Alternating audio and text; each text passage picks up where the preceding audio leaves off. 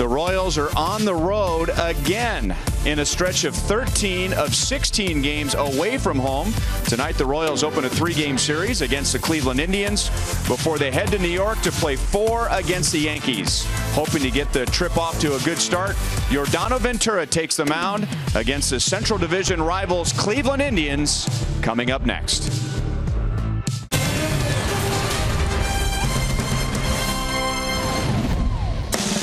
Royals baseball from downtown Cleveland. The Royals are on the road for a week and begin a 3-game series at Progressive Field tonight against the Indians. Royals baseball is presented by Academy Sports and Outdoors. Right stuff, low price every day. Hi, everyone. Welcome back to the ballpark with Rex Hudler. I'm Ryan Lefevre. The Royals are coming off an off day. The day before that, they lost 13-2 to the Washington Nationals. Now, that's just one day, but I think that one was tough to take, Hud, because the night before they had that walk-off victory, and we were thinking, okay, that's the game that the Royals needed to get on a run. Yes, we did, and that's baseball. But why don't we take a look back for a little dose of perspective? 27 games in the last 2 seasons when the Royals went to the top of the mountain. That's right. That's perspective. Now, you could be the Minnesota Twins, who were supposed to have a good season this year and be 12 under 500, or the Houston Astros. They're 9 games under 500. That's an uphill climb, and it's steep to climb it in this game to a slow start like this. The Royals are okay. They're not even sputtering and hitting on all cylinders. They're sputtering around. They're still over 500. And they got a chance to do something in the division now. Tied with both the Indians and the Tigers 4 games out, and they get the Indians for 3 straight games. And we'll have pretty good pitching tonight, we think. Yordano Ventura, Danny Salazar, hard throwers, good stuff. Could be a tough night for the hitters. We'll talk about the matchup right after this.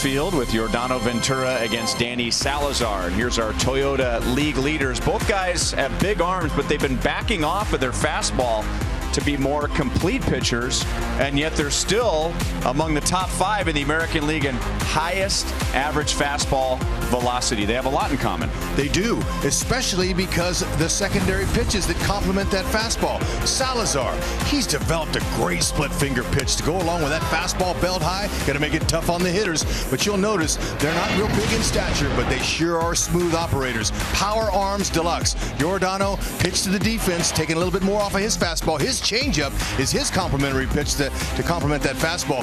Use that defense and he'll be just fine. And he could use some run support. Eric Hosmer had a career year last year against the Indians. Both he and Lorenzo Cain have had quite a bit of success against Salazar.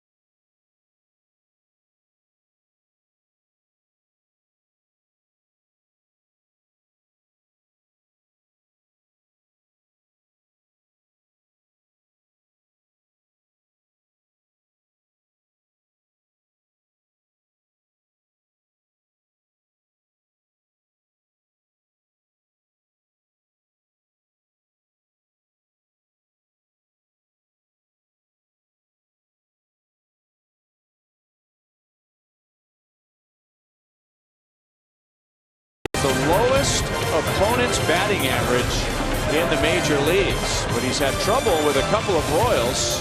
Our Honda most trusted players, Lorenzo Cain hits .353 against Salazar in 17 at-bats. Eric Hosmer 400 in 20 at-bats, and that includes 6 extra base hits. The boys are loose. The first pitch is coming up next.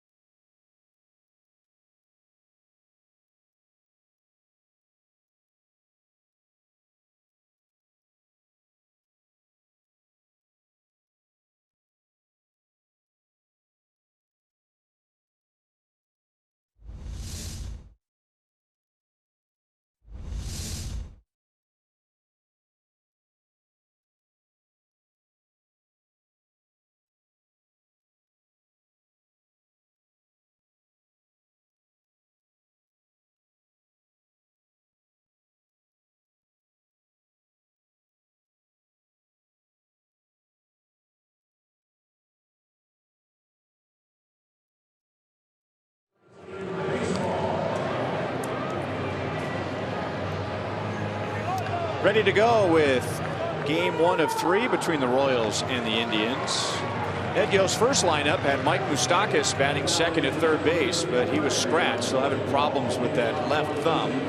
So Christian Colon, who was going to play second base, slides over to third, and Omar Infante will be at second. And the Royals will face one of the toughest pitchers in the American League so far.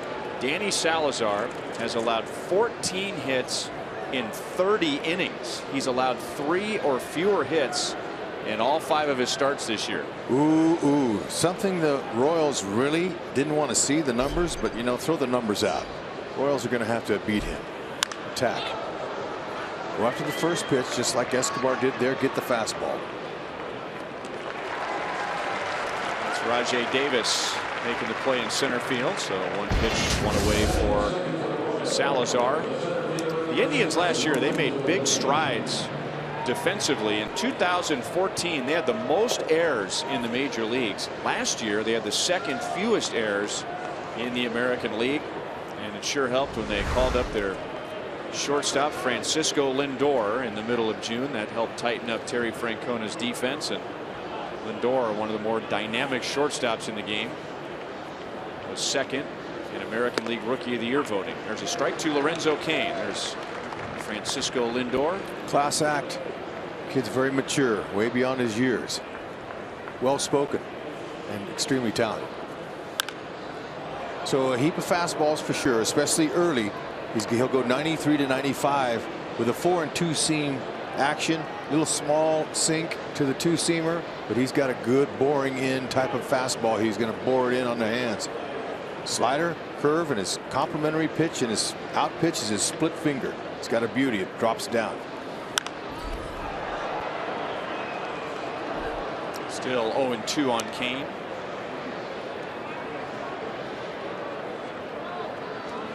You see that changeup split finger combination that he's using. He's very confident with it, especially with 2 strikes. Opponents aren't doing much. Just 0.67 is the average. Up the middle, Kipnis backhands, high throw, and it takes Napoli off the bag. And Cain will be on with an infield single.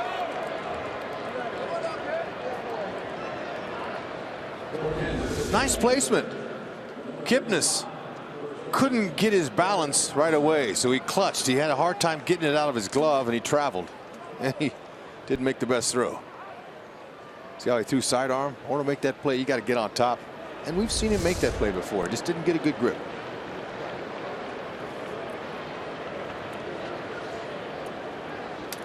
So Eric Hosmer comes up with a man on, and man, what a season Hosmer had last year against the Cleveland Indians. He had 1 series where he drove in 8 runs. But for the season, Eric Hosmer had 21 RBIs against Cleveland. That's the most ever for a Royal against the Indians, and the 3rd best in team history for 1 player against 1 opponent. Salazar got him to chase one down and out of the strike zone. 0-2. Yeah, that split finger changeup is going to be a pitch that he uses with confidence. 85 to 87 on that pitch. Late, good sinking action to it. Likes to use the bottom of the strike zone with that pitch. He'll be aggressive with his fastball first time through the order. So I would expect to see some Royals early count hacking on him, trying to get that fastball. Just got a piece of it at 95.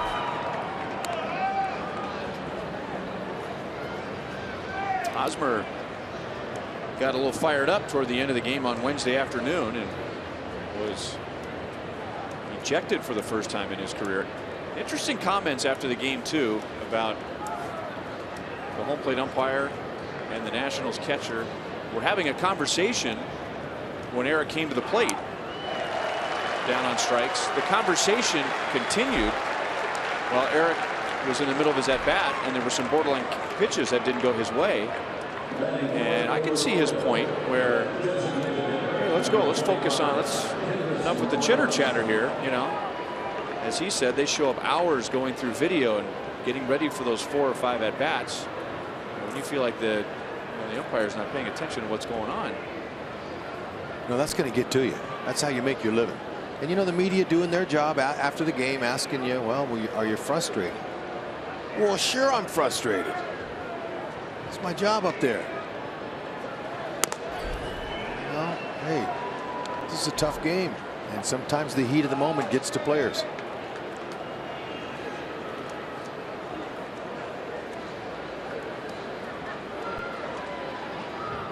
Kendrys Morales with Kane at first and 2 down. Every team has a bad luck guy. And right now, Kendrys Morales is the Royals' bad luck guy. If you just look at his numbers, you would think that he's not seeing the ball very well. He has just 1 for his last 16, but I would bet there are 5 or 6 at least lineouts during that stretch. It's going to be fun to watch him when he comes out of it.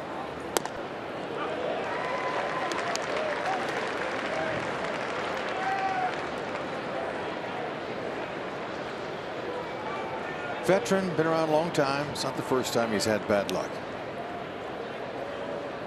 Indians think he's going to pull the ball on the ground.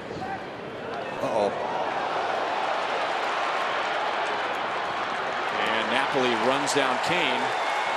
So Kane is picked off with Morales at the plate and 2 down in the top of the first inning.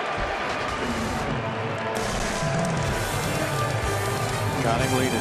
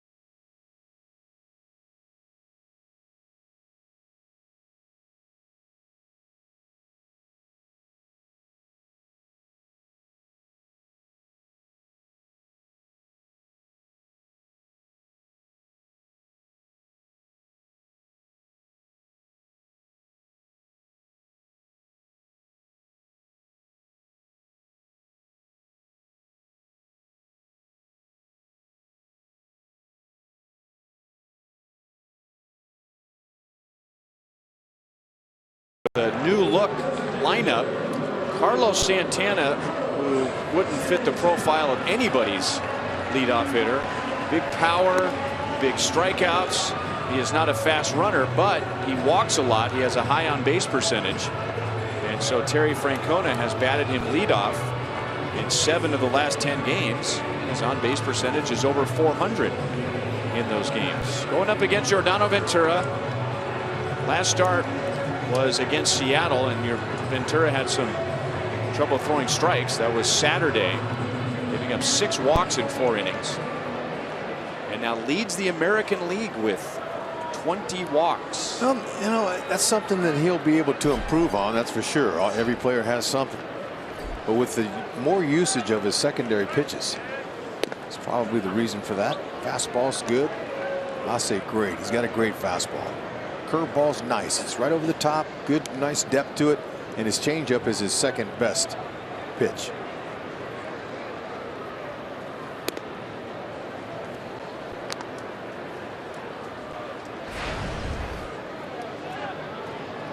So Santana with just a .244 average, but that on base percentage is up over 350. Good fastball over the inside. 1-2. Santana looks back at home plate umpire Mike DeMuro.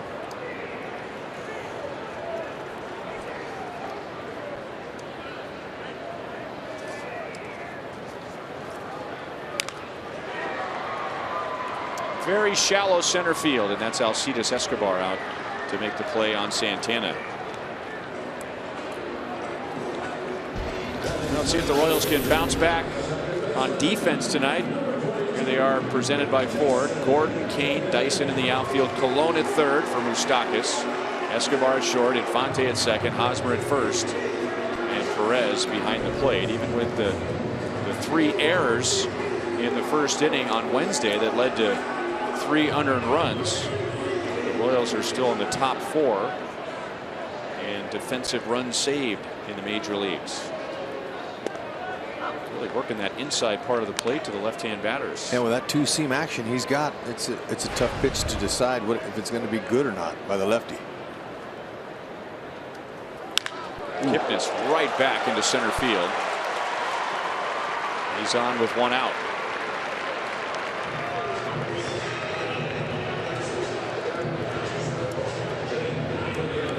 A year ago, when Mike Trout whistled one over his head, he stared at Mike Trout. Watch this one, okay? He looks at Salvi. He didn't look one time at Kipnis. Another sign of maturity there. And a little smile on his face instead of anger. And the incident with the White Sox began when Adam Eaton hit one back to him. He's growing up. He's competing, but he's not letting the competition get in his mind. So here is Francisco Lindor. He wasn't called up until June the 14th last year by the Indians and finished second to Carlos Correa for American League Rookie of the Year. And he had a big year against the Royals. He played 10 games against the Royals and drove in 15 runs. Yeah. And what's amazing, not even a full year in the majors and he's batting 3rd for a big league team. Prominent spot in the order. That's amazing. You know, I think Correa, he started him in the 9-hole when Houston, you know, they kind of gradually let him work his way up. But this kid here, he's very special. Switch hitter. He's got a good eye. Hitting right at 300. 3 balls, 1 strike.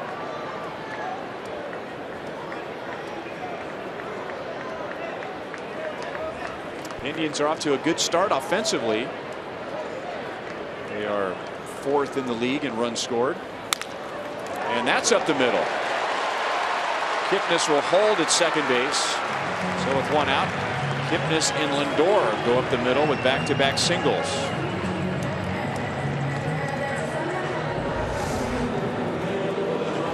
Not trying to do too much. Ball's away. He's just trying to stay on the top of the ball and get it back up the middle.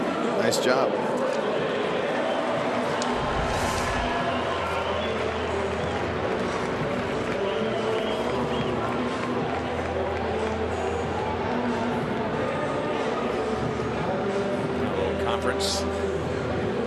Salvador Perez, Christian Colon getting Ventura ready for Michael Brantley. The Indians just got him back 12 days ago. He had surgery on his non-throwing shoulder during the offseason, his right shoulder. So the Indians were very slow with him in spring training, and then he was pretty slow out of the box after coming back from the disabled list, but had 4 hits last night as the Indians completed a 3-game sweep over the Tigers. He's a dangerous hitter, that's for sure. And in his 4 hits, the first one was to right, second one was to center, third one was to left. He uses the whole field. Ventura's behind, 2 balls and no strikes. And you know that little meeting that the Royals had with Salvi and Colon went out there and they talked, probably was about maybe a possible double steal, just to make sure they're on the same page. Apparently he's their run producer. They're expecting him to swing the bat.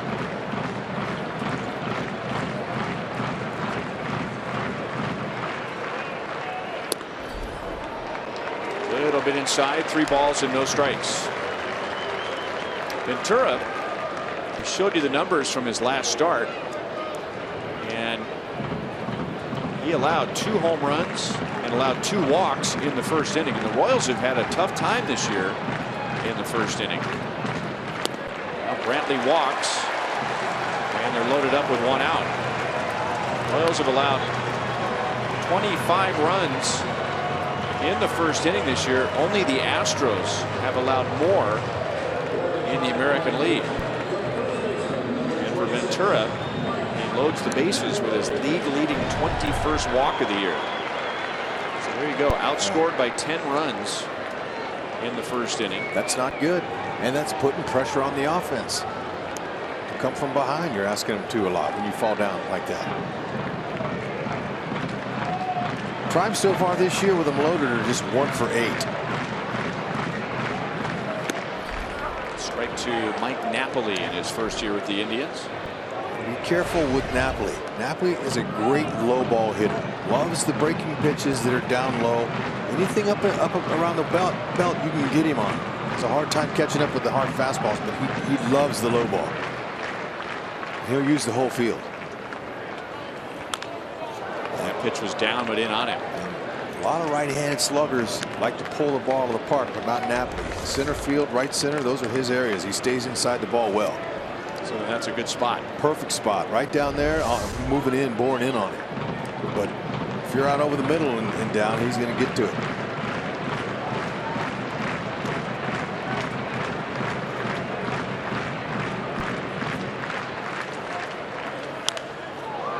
Fouled away. Giordano's, he's induced 2 ground ball double plays. As he got away with one a little bit up in the zone here. Napoli saw that. Ooh, man, take a hack at that.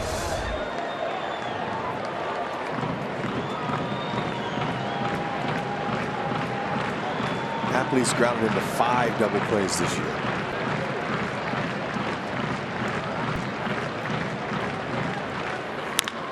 On the ground to Colon, and that ground ball eats him up. But Escobar backs up the play, and the Royals get an out of it.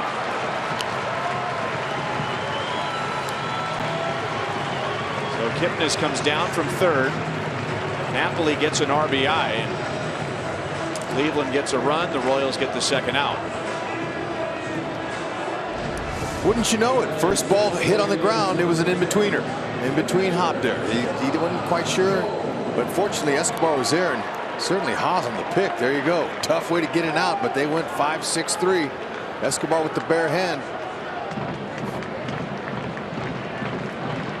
At least they got an out of it. And now Yan Gomes with runners at second and third and 2 down.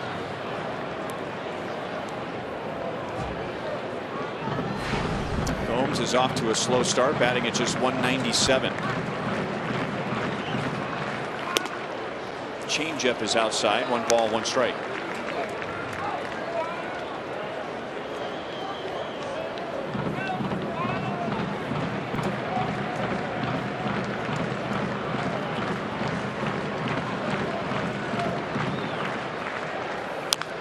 And swinging 2-0, and I think that pitch was down and out of the strike zone. So Ventura is not getting ahead of the Indians hitters in the first inning.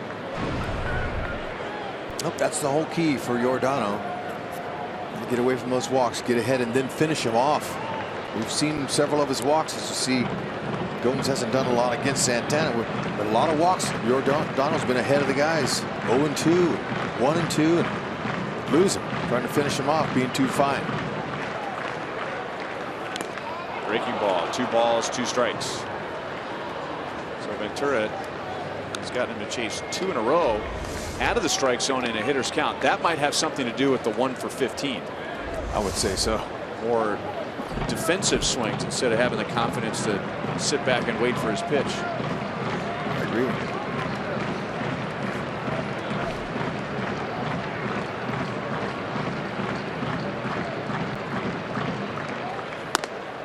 High with a breaking ball, 3-2.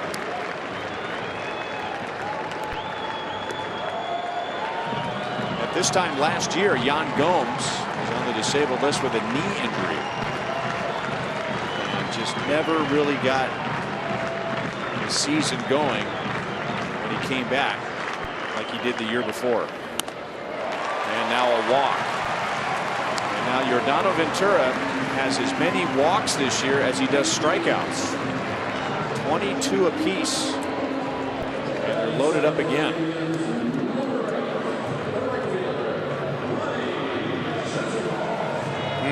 Dave Island, he's wondering to himself, what do I have to do to help these guys? You know, there's only so much you can do. Pitcher's got to figure that out. Get a little help from Dave, but they've got to be able to make in-game adjustments. Change-up strike to Lonnie Chisenhall.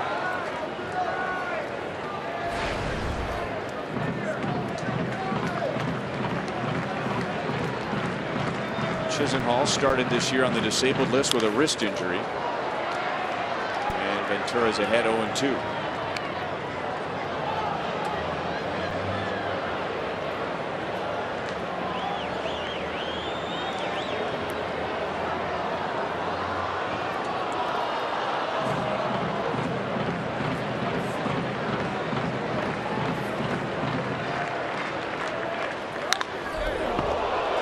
Foul behind first base coach Sandy Alomar Jr. 28 pitches for Ventura in the bottom of the first inning. First inning issues have been a problem for several Royals starters this year, not just Giordano. You mentioned it. You mentioned the runs that their opponents are getting off the Royals early. We've got to find a solution to that. It's now 26 first inning runs allowed by the Royals. Third most in the major leagues, second most in the American League. Of course, 6 of those were in the first inning on Wednesday against the Washington Nationals. Fouled away again. So a 30-pitch inning, and the Royals made a roster move after the game on Wednesday, sending Terrence Gore back to Double-A. They made the other end of that move today, bringing up a pitcher, Ryan Flynn, to give the bullpen another bullet because of some recent starts that haven't gotten very deep. The long relievers in the Royals bullpen have been taxed. You got to have some depth in that bullpen, that's for sure. Chisenhall causing Giordano Ventura fits. Giordano has him 0-2. Can't figure out a way to put him up, finish him off.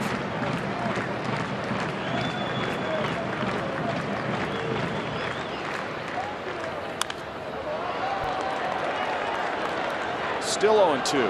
Salvi's going to go out for another chat.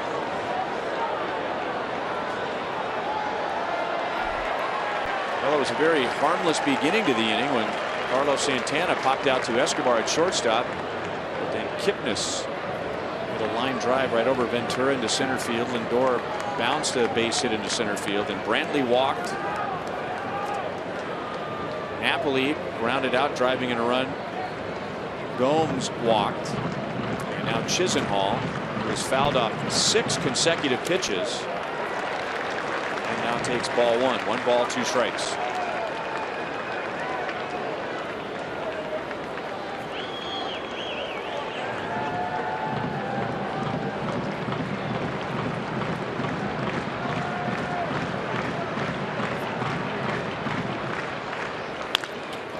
Up the middle, Escobar gets it and goes to the bag, so it could have been a lot worse. Cleveland gets 1, and they make Giordano Ventura throw 34 pitches.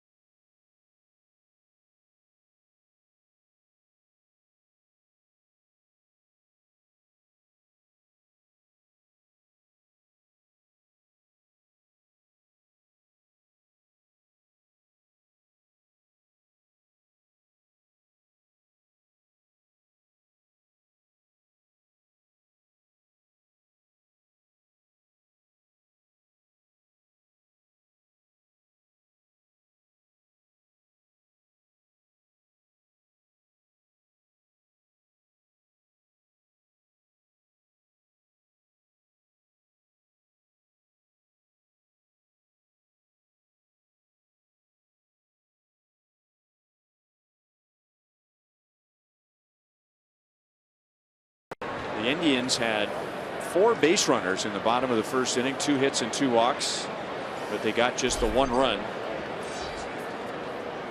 And Salazar will get Kendrys Morales, who was at the plate when Lorenzo Cain was caught stealing, to end the top of the first inning. Morales gets a fresh count, and a curveball is outside for ball 1.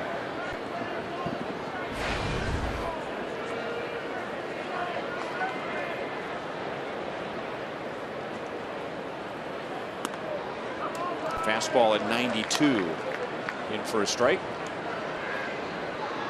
So Morales, he gets the what I like to call the bonus at bat. Guy gets thrown out on the bases. You see 3 or 4 pitches already, didn't count, so you get a chance to look ahead. And looks like Salazar is going with that 4-seamer just above the belt. Very tough for a hitter to lay off of it. I think maybe the Royals hitters will go back to that dugout and say, hey guys, let's just look to take him the other way with that high fastball instead of trying to pull it. A little ping pong off of that wall. There's a splitter, and Lindor, the shortstop, cuts in front of Kipnis. So that's 6-3 for the first out. Academy Sports and Outdoors leaderboard. Lowest opponent averages in the major leagues this year. Danny Salazar is now giving up 15 hits in 31 in the 3rd innings. Jake Arrieta is not a surprise. Vince Velasquez, you bring that name up in Houston these days, you better be ready for a fight. Alex Gordon with 1 out against Salazar. And I say Houston because he was one of the young pitchers that was traded to the Phillies for the reliever Ken Giles, who has not gotten off to a good start at all for the Astros. And the Astros, as you pointed out, HUD, during our open, they are 9 games below 500. Wishing they had Velasquez back. Yep. Sometimes it's tough, especially when you trade a guy who's a starting pitcher and he blossoms for the opponents, for the guys you traded him to. Alex down on 3 pitches. That is a strikeout he did not want to reach. That is number 35 this year for Alex, and that ties him now with Frank White for most strikeouts in Royals history.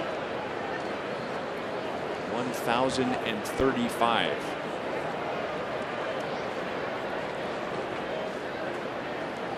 So 2 down to Salvador Perez. That's up the middle, and Lindor, diving play, gets to his feet and throws out Salvi.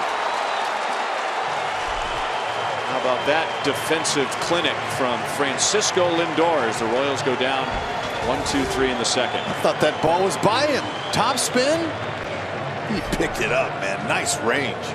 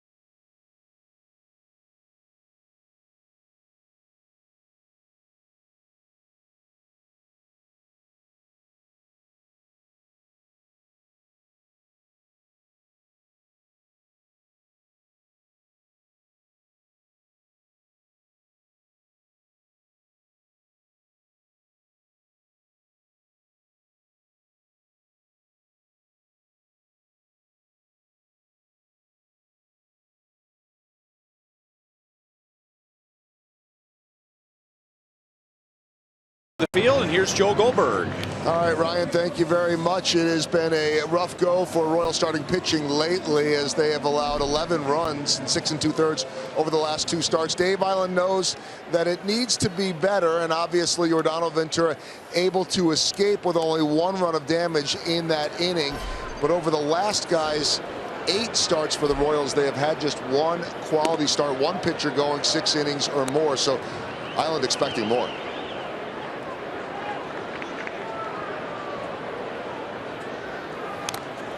Fouled off by Rajai Davis, and here is Dave Eiland. We've had a couple of short outings out of our pitchers, 2 or 3 this last week, but that happens. I mean, you play 162 games, you're going to go through stretches where your starters don't go as deep as you want them to. But it happens. That's baseball. But you know, we're not happy. We're not happy about it. We're not content with it. So hopefully we start a new trend tonight, and I think we will. And so comments there, guys, from Dave Eiland. Very confident in the group that he has, and just part of the ebbs and flow of the season, but without question needing more efficiency just to save this bullpen. And that, of course, was a goal from the beginning of the year for this rotation, was to be able to have more innings and go deeper into games. And so that's something that they're looking for here on this road trip. And Yordano Ventura, to break that string, is going to have to really manage his pitch count in the coming innings. After throwing 34 in the first, that's a good start. He gets Rajai Davis with his first strikeout of the night.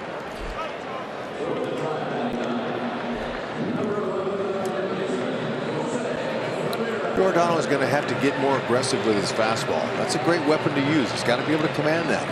That's an above average pitch. He's got to establish that early. It makes the other pitches look better. So far he's nibbling, and he has the ability to blow it by guys. You don't want to see a guy with that kind of power arm nibble.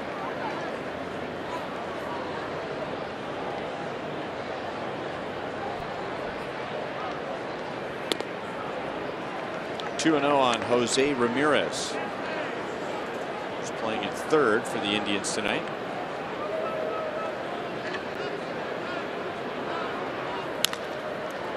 Pass Hosmer and into right field. Ramirez got a 2-0 pitch, and he's on with 1 out.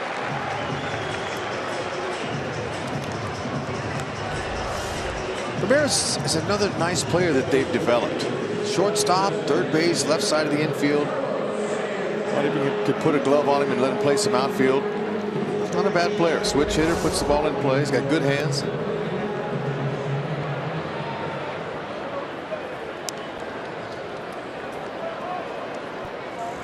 That brings up Carlos Santana, who led off the first inning with a pop out to short. Ventura starts him off with a changeup.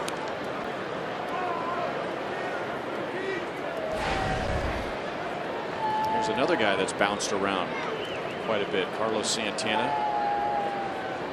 started his Indians career as a catcher, coming over in a trade with the Dodgers. Then he played some first base. Then they moved him to third base, where he played quite a bit in the minor leagues.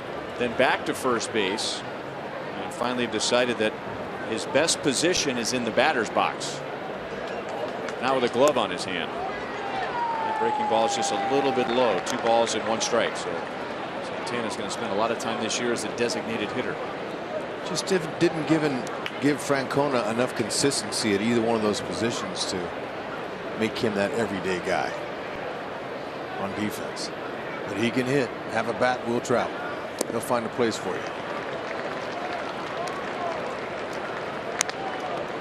Here's Terry Francona in his 4th year as manager of the Indians, after managing in Philadelphia, where he had a veteran Rex Hudler on his club.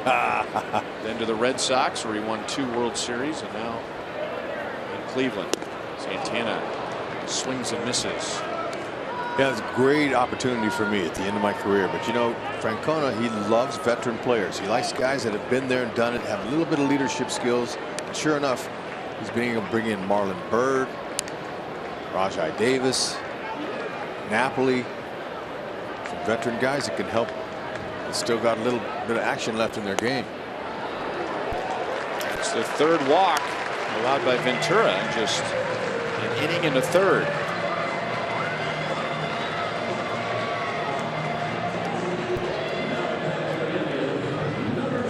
And it's his ability to walk that gave the Indians the idea of leading off Carlos Santana. We mentioned all the strikeouts. He does not run the way you'd expect a leadoff hitter to run. But if you go back to 2012, only Joey Votto has more walks in the major leagues. Santana has the most in the American League, so he gets on base. Inside to Jason Kipnis. He singled and scored the Indians' run in the first inning.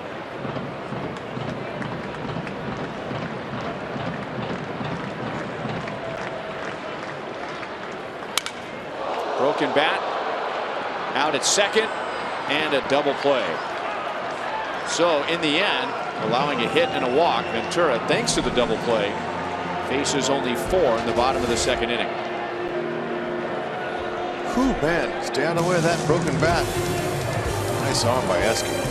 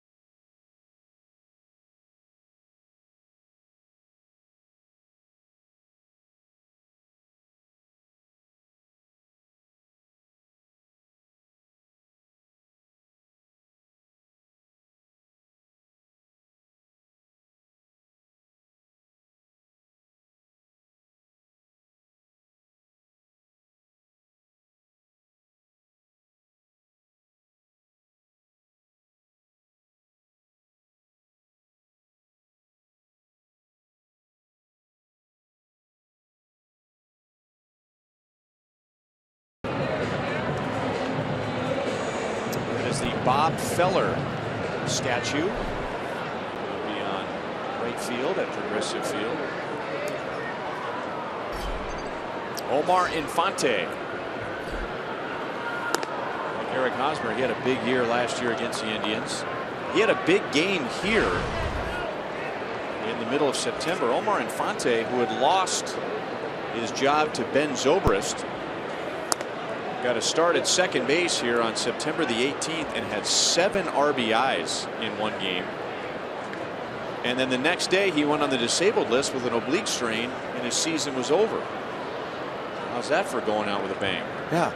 They say you want to finish the season strong. Wow.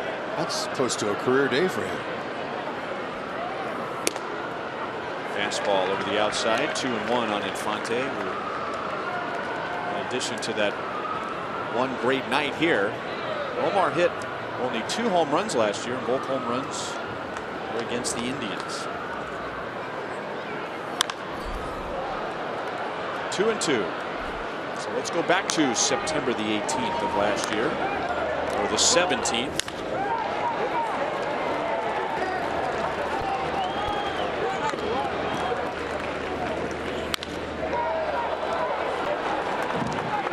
Yeah, like to see those hits and those runs crossing the plate. Get some more of that going. Chopped out to Kipnis, and there's one down in the third inning. It was the 18th, the very next day, when Infante went on the disabled list and never appeared in another game, regular season or postseason after that. Speaking of big games here, here's Christian Colon. Christian, 2 years ago, Got his first major league hit here at Progressive Field.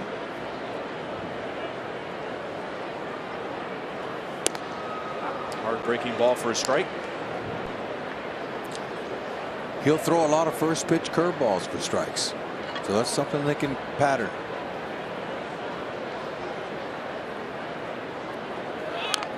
A bunt, and it goes foul. That was a right idea. That ball stays fair. There was no play for Gomes, the catcher, Salazar, the pitcher, or Ramirez, the third baseman.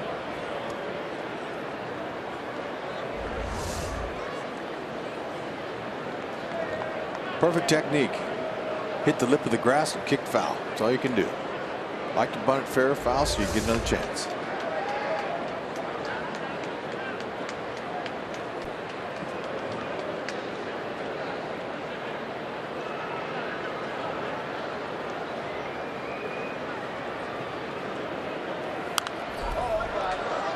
Chris was going to play tonight.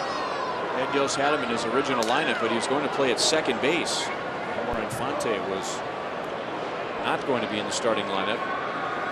Then Mike Moustakas' left thumb was still bothering him. Moustakas was in the lineup and was scratched. So that's where Colon got the opportunity to play third. Out to Ramirez. He'll throw on the run, and the former shortstop made a nice athletic play to get Colon. And there are two down. Hope you'll come out to Kauffman Stadium on May the 14th and 15th for Major League Baseball's first annual Play Ball Weekend, proudly sponsored by Chevrolet and Scott's. MLB celebrates all forms of youth baseball and softball, from organized league games to playing catch. So be part of something great. Let's play ball May 14th and 15th.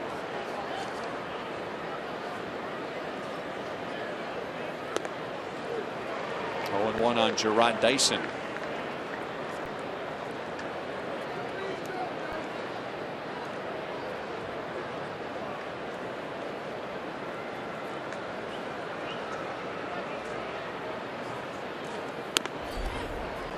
Dyson's trying to break out of a little slump.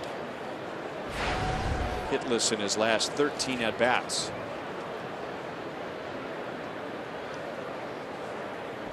Need him to get on base.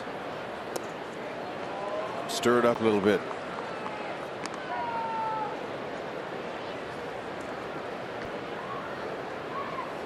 Talked with hitting coach Dale Swayman about Salazar. I said, what'd you see when you were studying him all day today? He says, I saw a guy that loves his fastball, but also second time through the order, he's going to bring in more secondary pitches, but he's going to use a majority of fastballs, first pitch curveballs for strikes at times. And when he gets runners in scoring position and he gets in trouble, he's going to a split finger. How about that? 27 strikes, 6 non-strikes. And that is his third strikeout. And Salazar opens tonight, retiring 8 of the first 9 Royals he faces.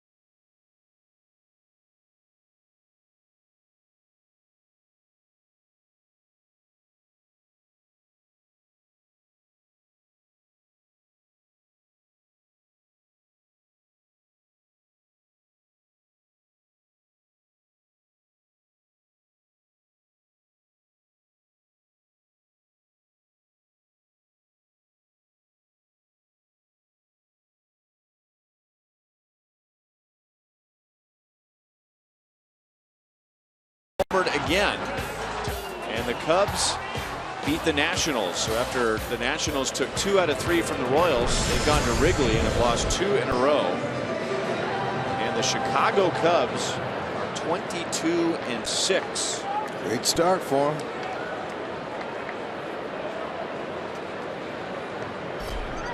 Francisco Lindor leads off the bottom of the 3rd. Ventura throws a strike. Giordano has thrown 51 pitches. 34 of those in the 1st inning.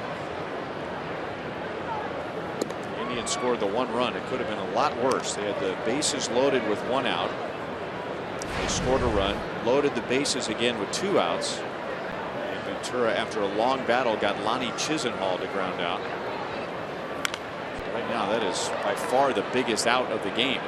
Could have been a much uglier bottom of the 1st inning. As good as Salazar is, pressure's tough enough just to plate a couple of runs, let alone come back from a huge deficit. Curveball stayed up, and that drops in between Kane and Gordon.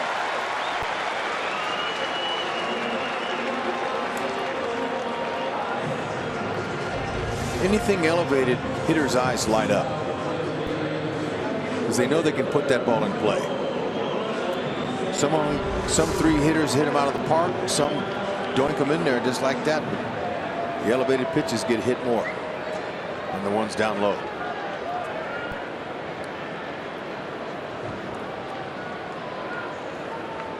So Michael Brantley comes up with a man on.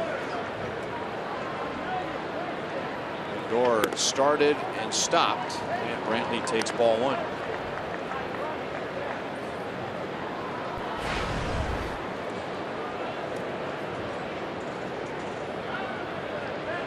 Brantley walked in the 1st inning.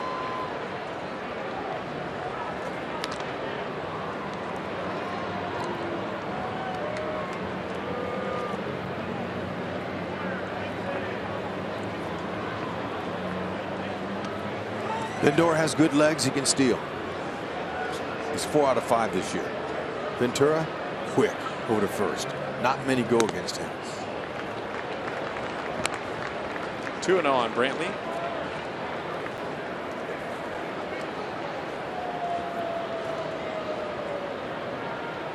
Ventura's allowed just 3 stolen bases in 388.2 career innings.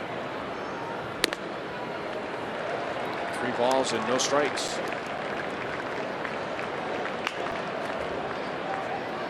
And at times, Royals felt like he was too quick to the plate. That even when he's not trying to be quick to the plate, he is. So he really speeds up. That affects his pitching mechanics. And now a 4-pitch walk. And that's 4 walks for Giordano Ventura in 2+ innings.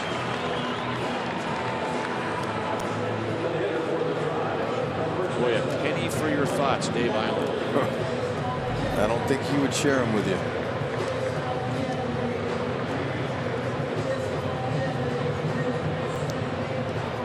Dave Island had a huge role in the turnaround for the Royals. He inherited a pitching staff that had struggled for years, and he quickly turned that around.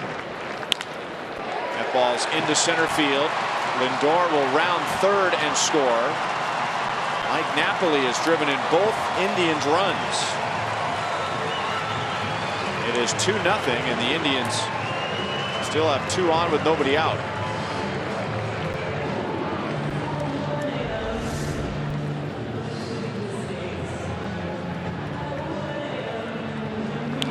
Fastball on the outer half, not in the middle of the plate. Still, Napoli was ready to hit it. Dave Island took a Royals pitching staff from 10th in the American League in ERA to 1st in the American League in ERA. And the theme that really resonated with that staff was getting ahead, throwing strikes, and using the defense. And the Royals are typically among the best in the American League in fewest walks allowed. They came into tonight 2nd most in the American League. And Ventura has walked 4. Now Gomes pounds it foul at the plate. No balls and 1 strike.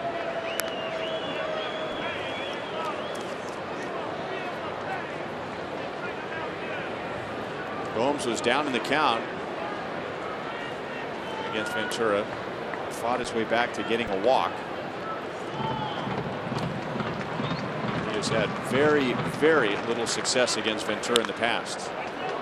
And Giordano's ahead, no balls and 2 strikes. You know, Ventura, every pitcher has that shoulder to key off of, and when Ventura's right, he throws the ball and he ends up with both feet straddling the landing position, and he's straight ahead looking forward. You've seen Ventura fall off hard to the left at times, and didn't seem like he's able to repeat his mechanics. It doesn't seem real confident with him. Loop to right field. The Royals might have an out at second base. Alcides Escobar goes into the splits like a first baseman. And that's the second time tonight where an Indians hitter for a moment looked like he had a hit, and the Royals turned it into an out. 9-6 on a fielder's choice to cut down Napoli. Yeah, Napoli had the right idea on contact, but then he took 2 steps back towards first base. I guess he thought Dyson was going to catch it, so not a good read by Napoli. And for Gerard, good throw off balance like an infielder, and Escobar looking like a first baseman.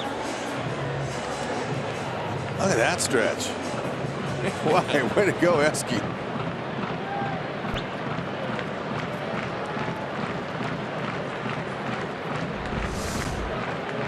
That hurts just watching it.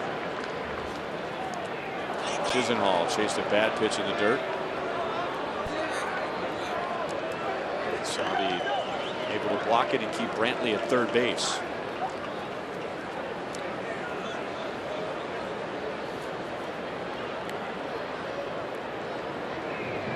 Lonnie Chisenhall batted in the first inning. The Indians had a run in. He had the bases loaded with 2 down. Chisenhall fouled off 6 consecutive pitches. He had a 9-pitch at bat and grounded out. It was a great changeup. No balls and 2 strikes. So now Chisenhall has a chance to make up for that here in the 3rd inning. That's right where Salvi wanted that pitch. That's a good place to finish that changeup on, away from the lefty. Now he's with a fastball.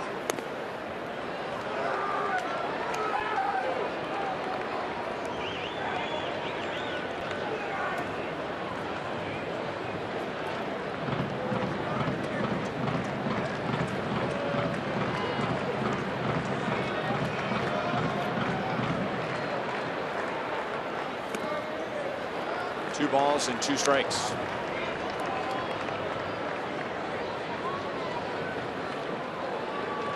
Looks like he's not finishing his pitches. Looks like he's shortening up after he lets go of the ball. He's recording a little bit.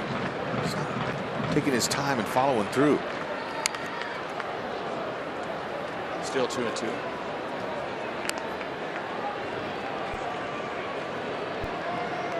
Early in the season, when he was mowing people down, he had a confident look about it. He had a good feel, like, you know, everything was working good for him. Everything was channeled north and south, right towards Salvi's gloves, and now he seems like he doesn't carry himself with the same kind of confidence.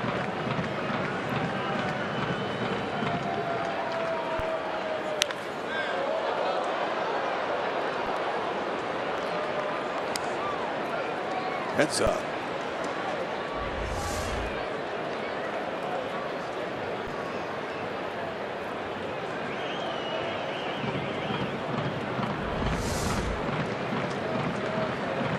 Two and 2. 3 balls and 2 strikes. And that was pitch number 70 for Ventura. So the Royals really need some innings out of the starting rotation. And with the way Ventura is going tonight, Dave Island will be lucky to get 5 innings out of Ventura. Yeah, you can just see how he's fidgeting behind the mound, going to the dirt.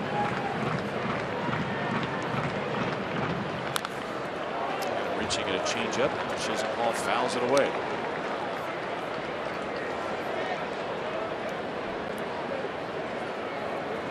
These were the last 2 starts in the series with the Nationals. which partly led to the roster move. Brian Flynn, a pitcher, called up, and Terrence Gore sent to the minor leagues. And that is the 5th walk allowed by Ventura. And that is 10 base runners for the Indians in 2 1/3 innings. Ned feels fortunate that he's only down by 2. Those walks will kill you.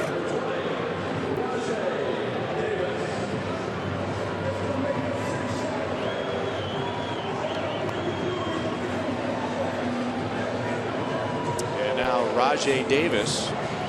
Ventura has only struck out 1, and it was Davis leading off the 2nd inning.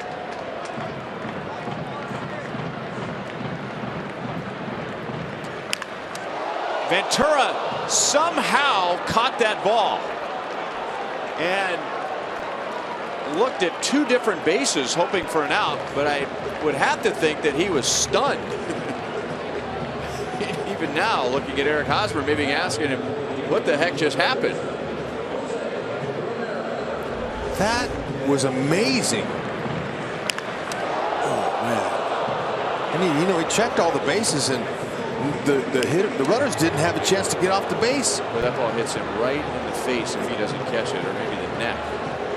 Oh, wow! Yeah, sorry, he's pointing to his mouth. Yeah. Hoo-wee. Talk about a wake-up call. Man, that's all reaction. Thank goodness his glove was there. Is he trying to catch that ball? I think or is he it was just a natural reaction, just putting his hand up to protect himself? He's just putting his hand up. It landed right in his glove. Ooh. And now Jose Ramirez takes low, ball 1.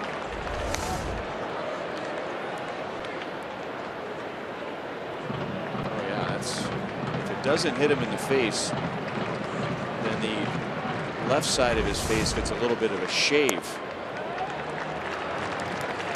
It seems like after he throws the pitch, he grabs his hat with his right hand immediately.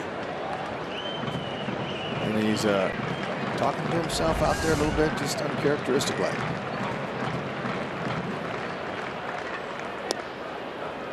Two and one on Ramirez. Salvador Perez did the right thing to go out there and talk to him for a while, make sure he was all right. I mean, that'll get your heart racing. Well hit left center field, and Alex will not get there. That will score 3. So this time, unlike the first, Ventura does not get through it, allowing just the 1 run. And Cleveland has a 5-0 lead in the 3rd inning.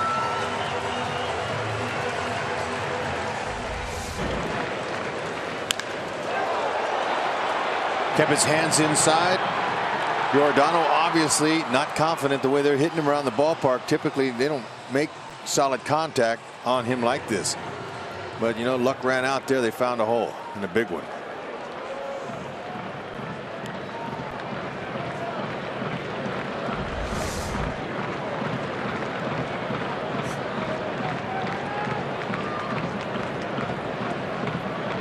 And now Carlos Santana, the Indians' leadoff man, is going to bat for the 3rd time in 3 innings.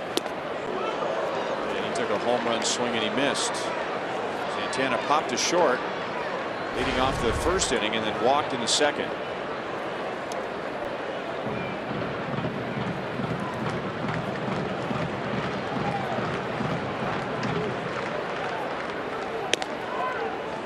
One ball and 1 strike. And another thing, you know, when you're wild like that, the umpire's not going to give you borderline pitches. For the most part, he's going to say, well, doesn't have the zone, I'm not going to give it to him. Brian Flynn, who was just called up, is warming up in the 3rd inning. Santana gets on top of a high breaking ball and hit that into the crowd onto the right field side.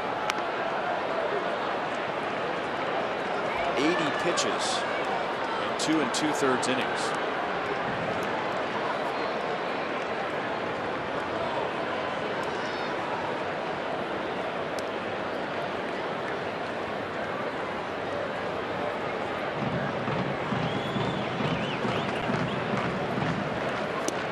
Changeup strikes out Santana. Damage done as the Indians come up with 4 in the bottom of the third inning. And now Danny Salazar has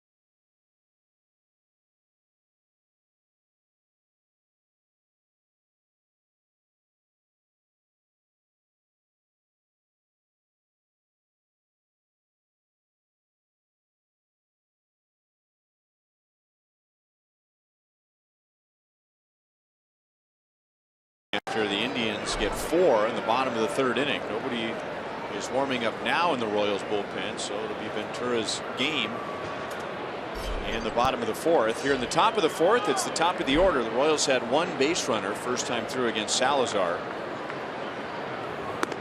Alcides Escobar takes inside. Our Kubota power stats shows us the recent turnaround for Alcides Escobar in his previous 4 games coming into tonight, batting over 500, 529, and that was coming off a stretch where Escobar was 2 for 24. Into center field. Davis is there, and for the second time tonight, Davis takes care of Alcides Escobar.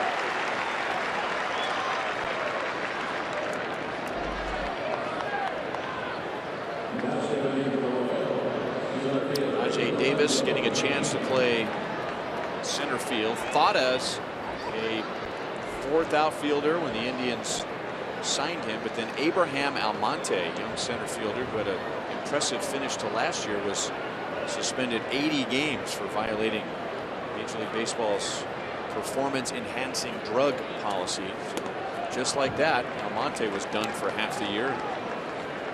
Open up center field for the veteran Davis. And they have a rookie, Tyler Naquin,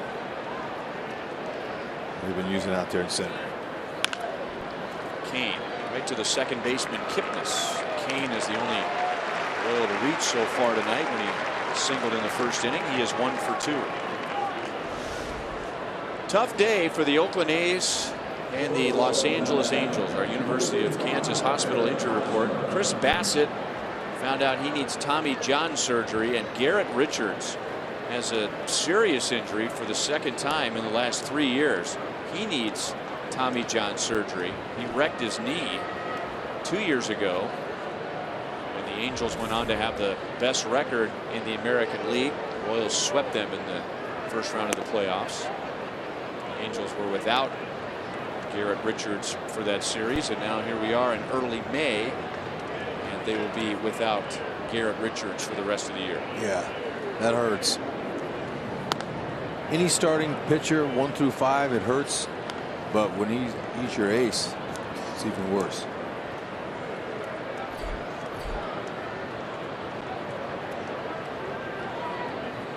Salazar has thrown just 41 pitches in 3 2/3 innings. He was able to strike out Hosmer swinging in the first. That's a fastball by him at 96. 2 balls and 1 strike.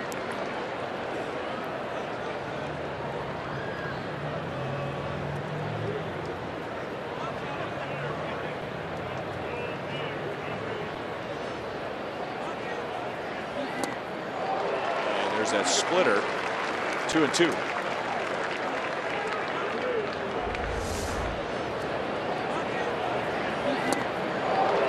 Now that pitch is designed to move straight down, and it's how you hold it.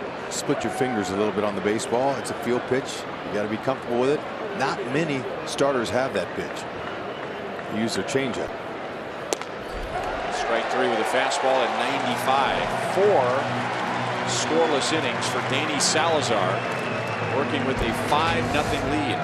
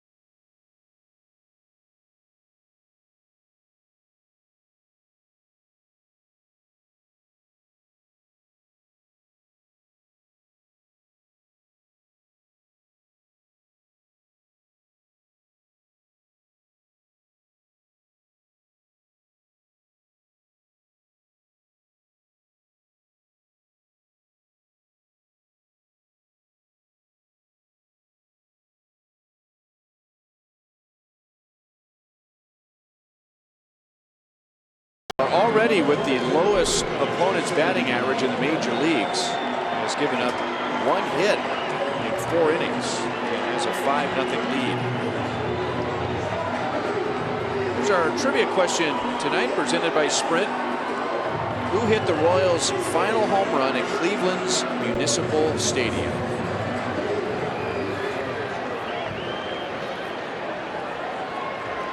Let's see, were you broadcasting for the Royals back in 1993? No. Yeah, neither was I. Tester. Really great question. Can't wait to see what the answer is. Jason Kipnis. No balls, 1 strike. Kipnis singled and scored in the first inning, and then grounded into a double play in the second.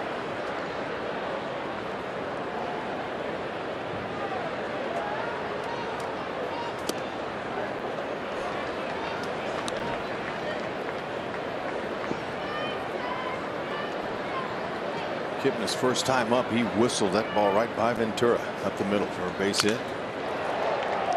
Escobar playing him just right.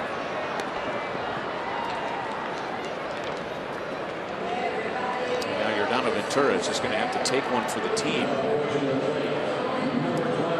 They got 5 runs, 6 hits, 5 walks in the first 3 innings. Pitch count at 84. Ned Yost had Brian Flynn warming up in the 3rd inning, but Ventura's just going to have to go as long as he can. Maybe even longer than they would prefer him to go, because it's a while before the Royals have another off day, and they can't start this stretch of games putting a strain on the bullpen right away. Royals' next off day is in 13 days. Another thing I've noticed in Ventura's last start in this one is he's not pitching inside. He's not knocking guys off the plate. They're pretty comfortable up there, even though he's a little bit wild now. He's got to be able to take that comfort zone away from him.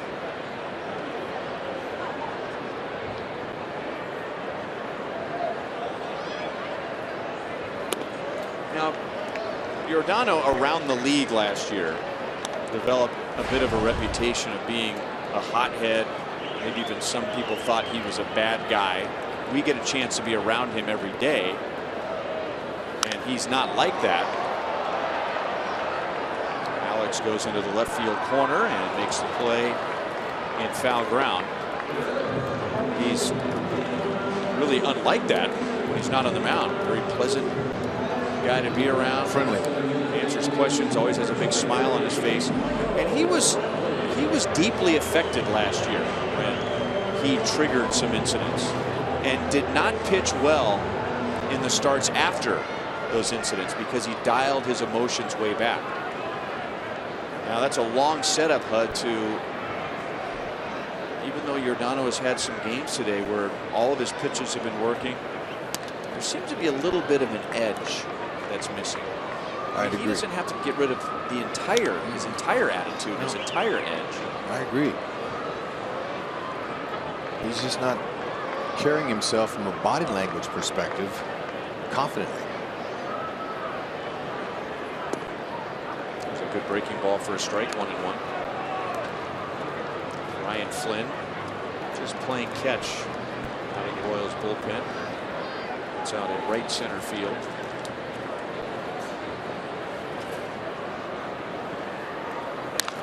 You know, we saw Danny Duffy and Luke Hochevar go through something similar. Danny Duffy and Luke Hochevar are very passionate, energetic guys.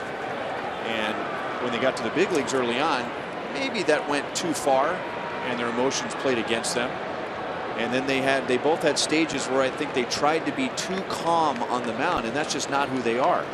So there is a happy medium between too emotional and calm to a point that you're pitching completely out of character. Yep, I totally agree. You have to know who you are, try to stay as consistent as you can on that. Example, Chris Medley. He's the same guy even after he gave up 6 runs that he was when he took the lead out there. And so he didn't snap, didn't throw a lot of emotion at you. He walked off, flipped the ball to the girl, and took his humble pie and digested it. He stayed the same. Now it doesn't mean internally he's not upset, but he's able to control the emotion of that moment. There's a lot to that, especially for a starting pitcher. All eyes are on you, especially the opposing hitters. They're watching every little movement, every little thing.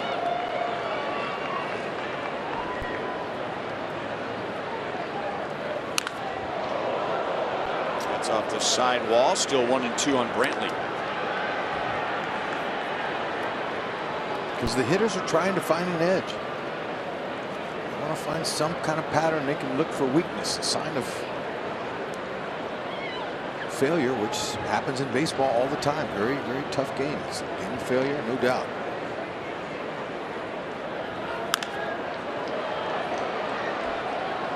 It's back into the crowd.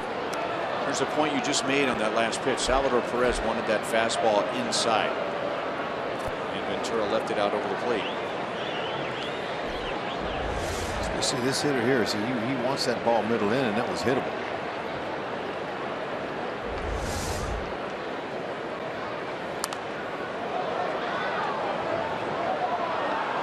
Brantley didn't get a full spring training. He played before they expected him to.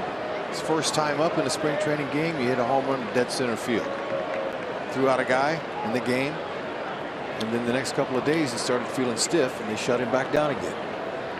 Wasn't quite ready, his shoulder. That's the first 1-2-3 inning for Giordano Ventura. And at the end of 4 in Cleveland, the Indians lead 5-0.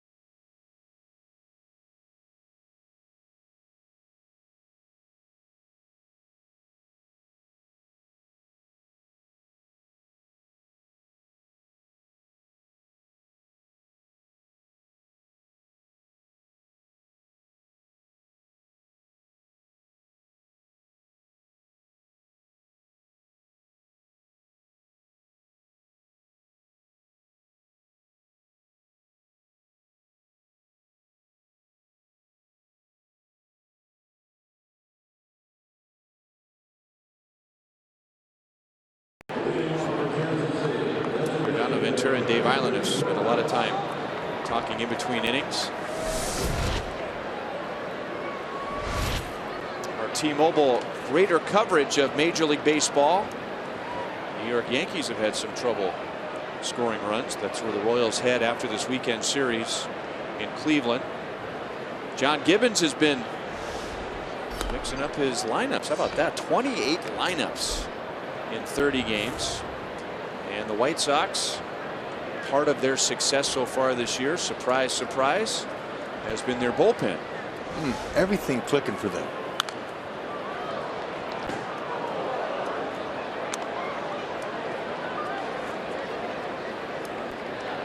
Ventura allowed 4 base runners in the first inning. Only 1 scored.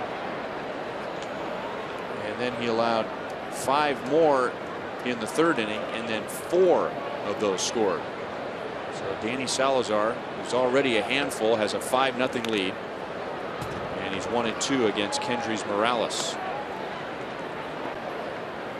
Now the Royals have had success against Salazar.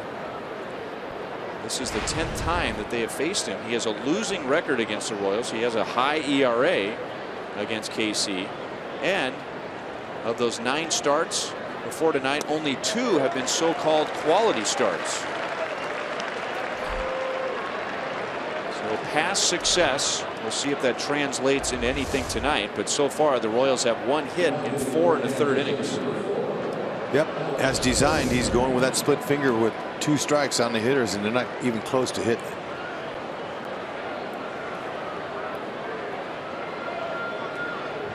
Salazar has struck out 5, including Alex Gordon in the 2nd inning.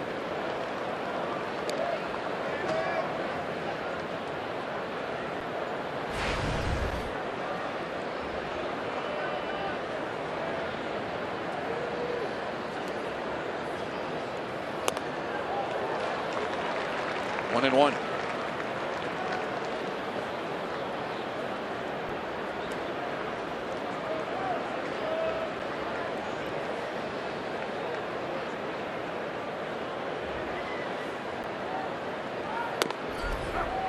To the outside, 1 ball and 2 strikes. Home plate umpire is Mike DeMuro.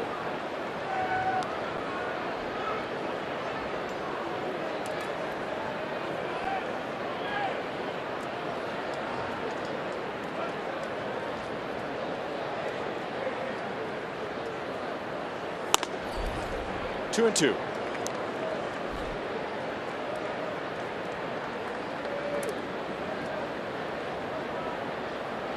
Salazar is beginning his 3rd full season in the big leagues. He has been in the Indians organization since he was 16 years old. And he was quite a sensation in 2013. He was called up late in the year and pitched very well. So well that when the Indians made it to the wild card game in 2013 against Tampa Bay, Terry Francona gave the ball to the rookie Salazar. Alex comes back after being down in the count. He's on with a 1-out walk, and that's just the 2nd base runner for the Royals tonight against Salazar. Let's go to Joel. Well, guys, Salvador Perez likes to jump in with a quick hello when we're on the road on the pregame show today. Had an important message. I want you guys know my chica Maria Gabriela, 5 months pregnant today. I love you, mi amor. Besos. I love you, mom. So another little Salvi maybe coming soon? Maybe not Salvi, pero sí Johan Salvador. Johan Salvador, my 2nd name. Johan Salvador. Congratulations. Thank you, amigo. Appreciate it. Bye. That's it, and off he went to work to go warm up in the outfield. So congratulations to Salvi and Maria Gabriela on, sounds like, Johan Salvador. 5 months today. 5 months today. Nice. He always likes to stop and just say an hola amigos. You know, he loves the camera, but today a specific message. Wanted to make sure he got that out there.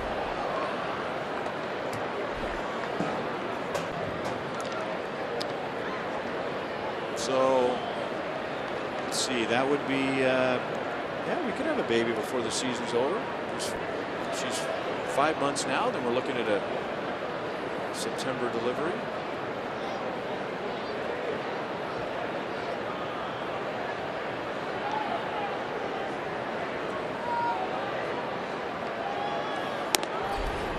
ball, 2 strikes. Salvi lost a hit on the best defensive play of the game so far. Many in the ballpark, including yours truly, thought he had a base hit into center field, and then Francisco Lindor showed off his range, diving up the middle and throwing out Salvi at first base. Breaking ball strikes him out. That's 6 strikeouts and 4 2/3 innings for Salazar. Here's that play on Salvi in the 2nd inning. Oh man, Lindor picked up some ground. Didn't give up on it.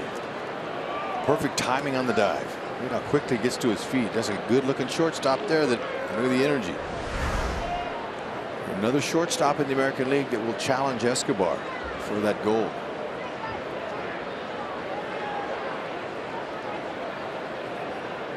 Two down to Omar Infante. Andrelton Simmons for the Angels is a good looking shortstop. Detroit Tigers, Iglesias has got great hands and good fielding position. And Correa, the shortstop in Houston. All young and up and coming shortstops. Xander Bogaerts in Boston. Forgot him. Sorry, Xander.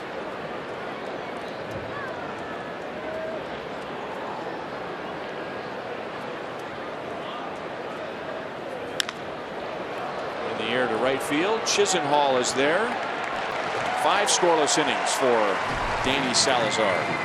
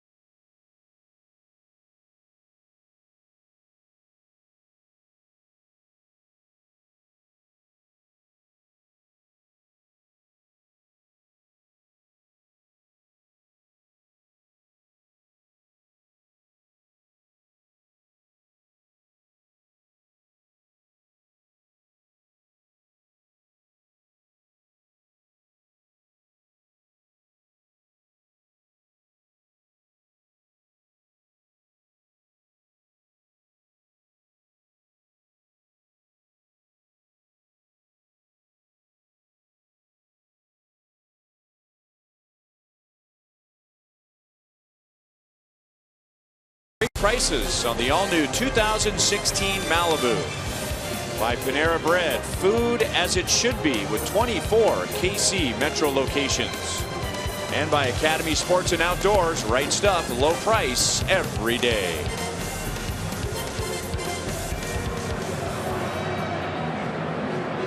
The tough part about being a starting pitcher is like a everyday player. You have a bad day and you have 4 days to stew on it, think about it, and Yordano Ventura is done after 4 innings tonight, 97 pitches and 5 walks in his last 2 starts. Ventura has gone 8 innings. He's given up 10 runs and he's walked 11. So here is the Royals debut, not the big league debut, but the Royals debut of Brian Flynn, who came to the Royals 2 off seasons ago from the Miami Marlins. That was the deal that sent Aaron Crow to Miami. And Mike Napoli swings at his first pitch and fouls it away. Well, and fans that haven't seen this young man, they're in for a treat. 6'7", 250 pounds. Has a mid-90s fastball, a little mid-90s, little 2-seam action. Has a slider and a changeup. Good slider. Pretty good depth to it.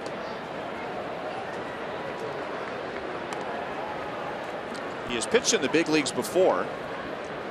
In 2013, he pitched in 4 games for the Marlins. In 2014, he pitched in 2 games. 2 balls and 1 strike to Napoli.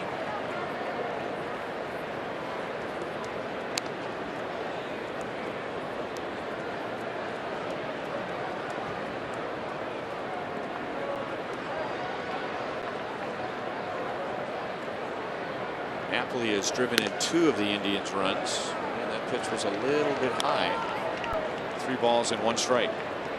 That's kind of where you want to pitch Napoli.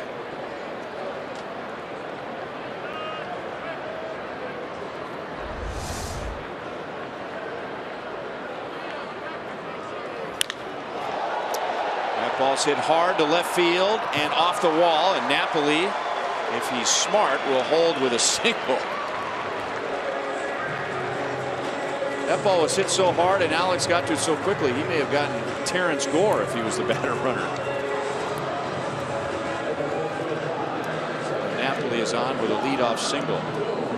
Coming up on Sunday, May 15th, the Braves are in town, and we're going to have our annual salute to the Negro Leagues. Make sure to purchase a theme ticket to receive an exclusive Charlie Hustle brand t-shirt, a seat for the Royals game, and contribute a $5 donation to the Negro Leagues Baseball Museum. You can learn more at Royals.com/NLBM. Inside to Yan Gomes. Gomes has walked and reached on a fielder's choice. He has scored a run.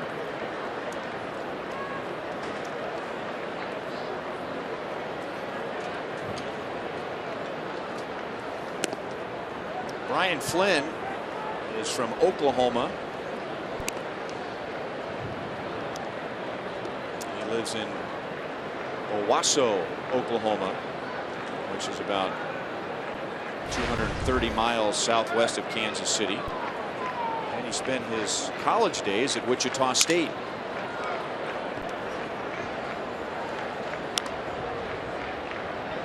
Drafted by the Tigers,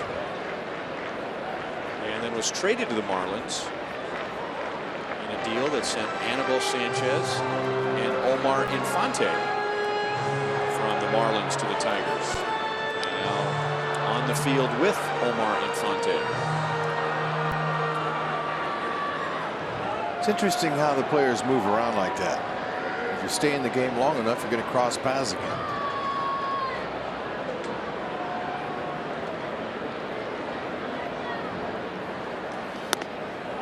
How many times were you traded?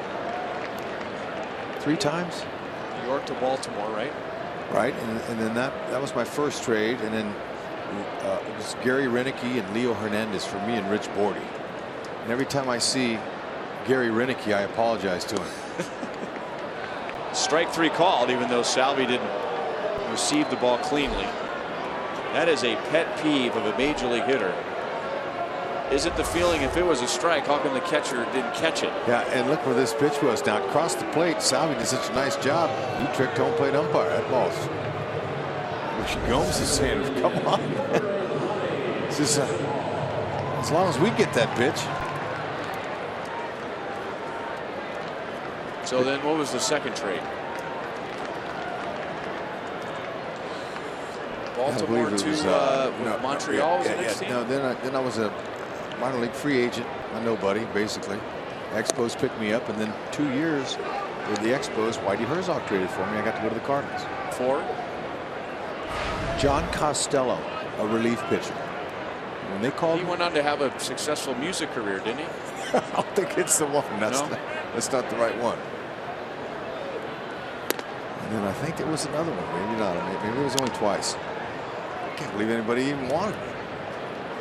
I wonder what John Costello is up to these days. Well, he lasted 2 weeks, 2 whole weeks with the Expos, and the Expos were calling foul trade. They were saying something wrong with him. No, he didn't have an injury.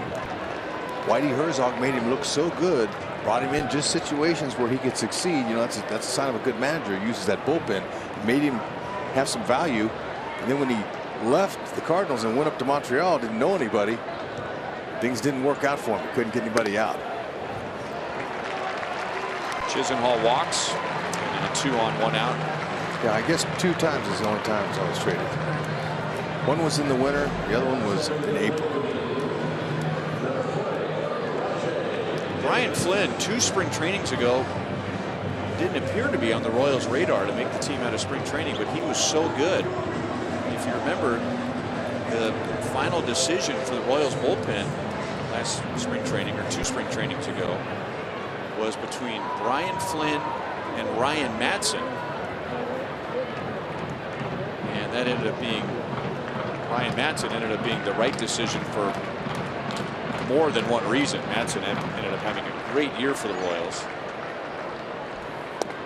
There's a strike to Rajai Davis.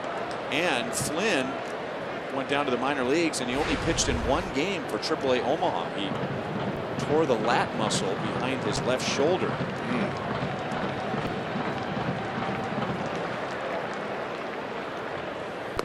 But that's 1 more game than Aaron Crow pitched for the Marlins.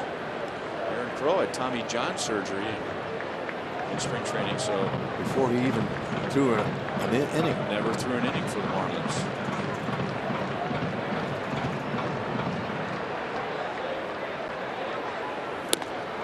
Good changeup, 1-2. Rajai Davis. Well, you know, it's 6'7", 250. He's got a lot of moving parts. Big, strong guy. And after that fastball, that changeup, when you put it in a spot like that, that's a good one. Nice location.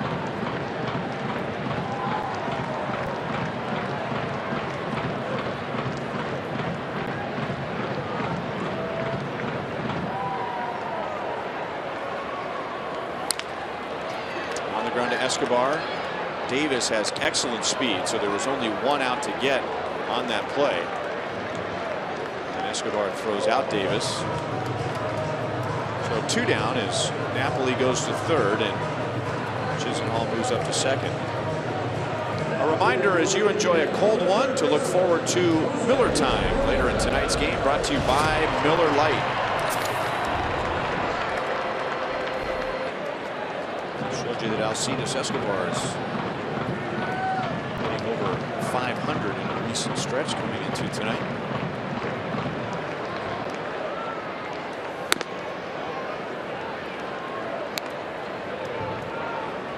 Yordano Ventura only gave up 1 run in the 1st inning. In the 3rd, he gave up 4 runs, 3 on a double by Jose Ramirez. And that is going to go for extra bases. And it's going to drive in 2 more. Another double for Ramirez. He has driven in 5. And Cleveland leads 7-0.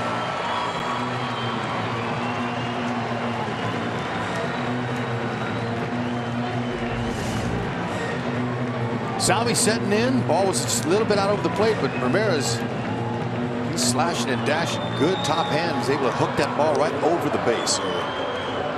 Perfect swing.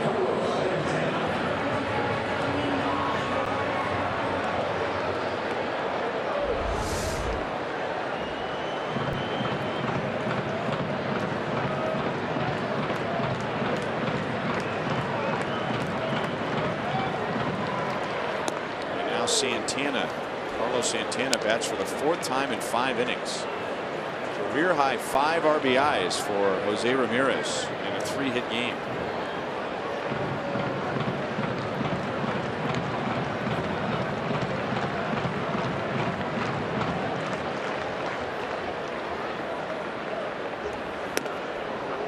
Changeup is in for a strike, 1-1. Right-handed, Santana's hitting 207. Left-handed, 263.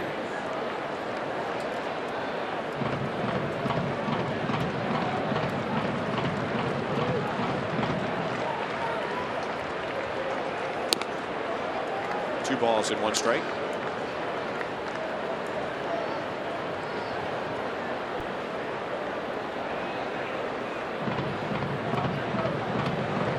Not what Ned Yost had in mind tonight.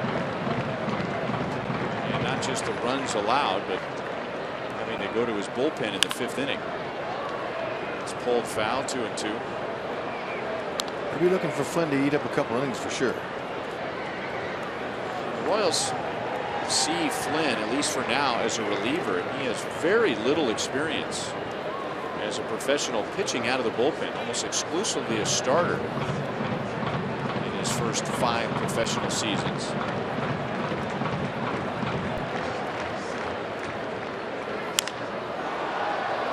Shallow right. Dyson is there, and that is the inning. So Cleveland gets 2 more, both driven in by Ramirez, who has 5 RBIs, and at the end of 5, Cleveland leads 7-0.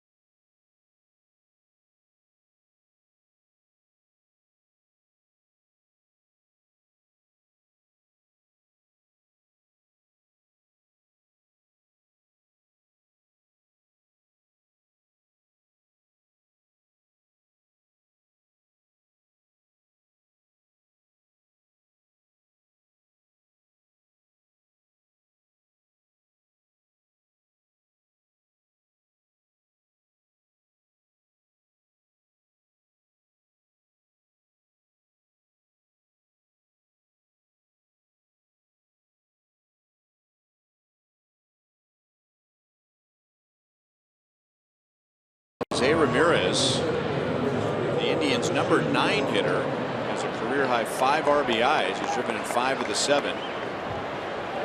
And on the mound, Danny Salazar for the Indians has given up no runs, 1 hit, and 1 walk. And that 1 hit was an infield single. Christian Colon leads off the 6th inning, and Salazar is in with a strike. Salazar has struck out 6 in 5 innings. Got Chris on a ground ball to third in the 3rd inning. Changeup, and that's into center field. So Colon has the Royals' 2nd hit. It's the first time the Royals have had a leadoff man on. 6th inning is our Sonic Slam inning. Our contestant is Tiffany Paulson from Lee Summit. If the Royals hit a home run in this inning, Tiffany wins $1,000. If the Royals hit a grand slam, Tiffany wins $25,000 from Sonic and the Royals.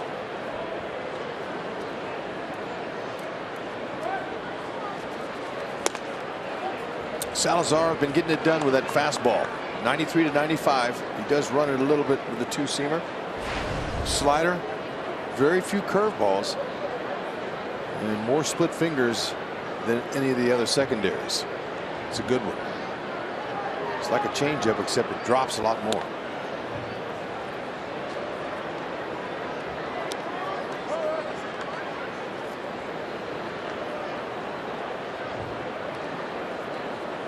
Six foot, 190 pounds. Giordano Ventura, 6 foot, 195 pounds. Red was talking about how similar in stature the 2 are. Salazar's got the old school stirrups on, but in my opinion, he has them on backwards. Yeah, usually when you wear the stirrups, you wear the high end on the backside and the low end on the front side. But, you know, young players nowadays, they don't show a lot of socks, and they maybe don't know exactly. But, you know, even in the day when we used to wear those as a part of our uniform, there were still times that you would put them on like that, and you would get fined in kangaroo court for having your stirrups on backwards. Yeah. Well, when you played, though, that was the time when there weren't many guys who did like that. I mean, they'd pull those stirrups all the way up. There was just a couple of lines down the sides of your legs. Those right? were the 2-in-1s. So what he's got is he's got the sanitaries underneath the stirrup. One hop to Kipnis, out at second, and no double play.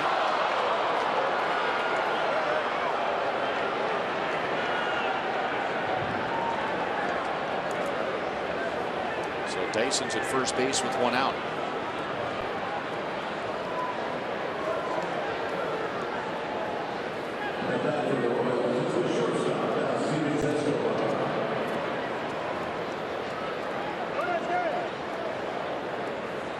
Told you at the beginning of the broadcast that in Salazar's first 5 starts, he has not allowed more than 3 hits in any of those 5 starts.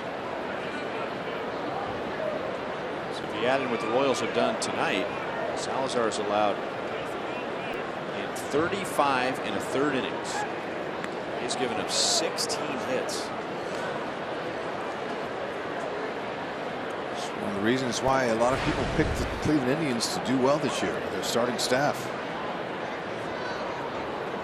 Escobar has flied to center in both of his at-bats.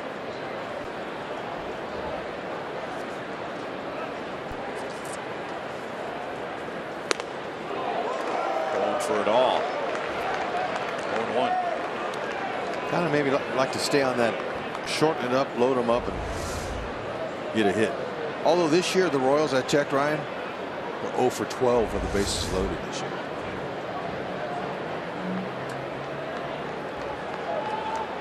Good time to break that. This is our sonic slam. That's what I'm saying. We're trying to get a little rally call here. Set them up though. You got to set the table up there. Let's get them on. 0-2 on Escobar.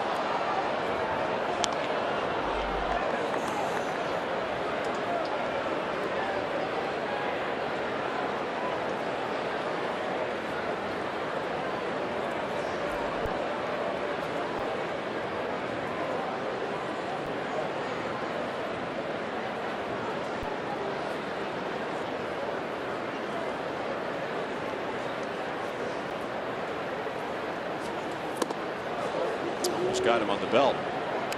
1-2. Last year the Royals won the season series with Cleveland by a very narrow margin, the most narrow of margins, 10-9. This has been a tough matchup for the Royals for a long time. The Indians have won 10 of the last 12 season series from the Royals. Those include some years when the Royals were a much better team than the Indians. Didn't fare well in the season series. Escobar is not happy with that call. He is 0 for 3 tonight, and now Salazar has struck out 7. 2 down in the 6th inning. If you're a Royals fan and you live in Omaha, tune into 1620 The Zone for your chance to get a seat on the Forever Royal Fan Express as it comes from Omaha to Kansas City on May 14th, and the Royals take on the Braves. 1620 The Zone will be giving 4 packs of passes to that day's game. You'll also get Royals t-shirts, game programs, and of course transportation to and from Kauffman Stadium. I think there's a picture of you on the side of that bus, isn't there? It's really not good for advertisement. If they're doing that now this year. I've never been on a bus before. Well, on the side of a bus. Yeah, you know, last year they did. I don't know if they're using this year's, but you know, speaking of bus, the Royals looking for a bus driver offensively to get something stirred up here, but it's been fun. The last few years they go around to different cities here, the radio affiliates, and they bus them in. And I like to go up there and top of the hill up there, you know, right off of 70, and get on the bus with them and drive on down in front of the stadium and yuck it up with them a little bit, you know. Did you ever actually drive the bus? I know you threatened to drive the bus. I did. The first day they wanted me to, you know, to take pictures with it. They let me drive it from the back of Arrowhead Stadium to the front side down the left field line of the K, and I drove it. But they wouldn't let me go fast because Slugger was on the roof. And they wouldn't let me see what it had. You know, wouldn't let me juice it. I mean, the Slugger was up there. They said, you know, the driver was in the passenger seat, kind of like the NASCAR I was driving. Although the NASCAR I could take off in that. They said, "Hey, Slugger's on top. Be careful." Get in there anyway. Base hit for Kane. So in what has been an ugly night so far for the Royals. The Royals need Lorenzo Cain's bat, and he has a 2-hit game. And he continues to hit Danny Salazar well. 2 on with 2 out. Got a fastball right where he likes it. It's got to make him feel good. There you go. Now they need a big hit.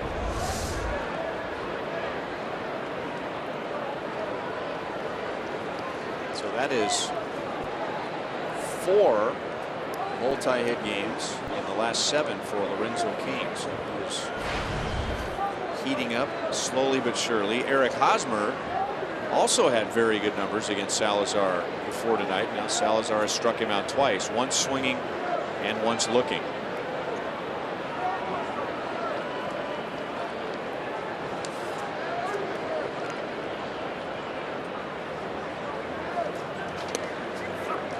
Fastball is in for a strike.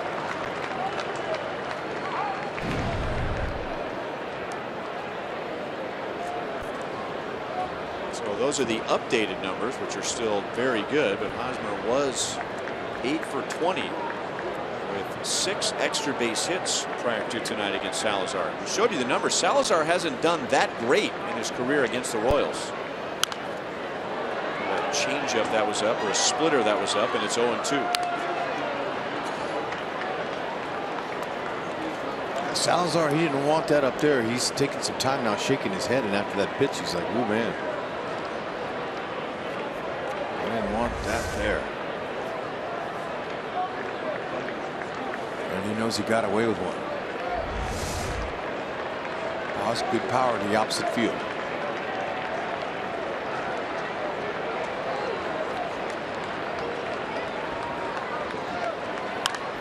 Look out. The ball literally went into a suite. On the suite level, there was a door open.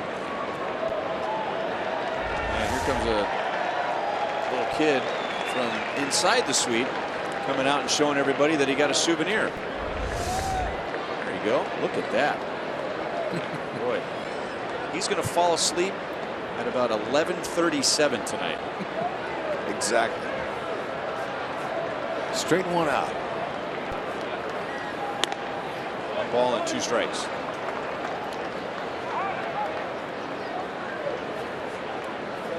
This is the first time the Royals have had more than 1 runner against Salazar. They had 1 runner in the first, and then Salazar set down 11 in a row. The Royals had 1 runner in the 5th, and now 2 here in the 6th. So this is really the only scoring opportunity they've had against Salazar over 6 innings. Breaking ball. Whoa. Mike DeMuro was bent at the waist, and he popped up like he was going to ring up Hosmer, and in doing so had second thoughts. Must have been up. Yeah, he looked like he was ready to ring up Haas.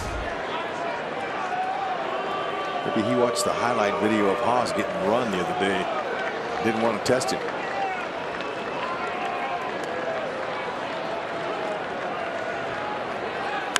Hosmer high and deep into right center field, and Chisenhall with Davis makes a play in front of the Indians bullpen. They put a good swing on it, and Salazar came very close to giving up a 3-run home run. But Davis makes a play in right center field. Congrats. Still 7-0 Cleveland.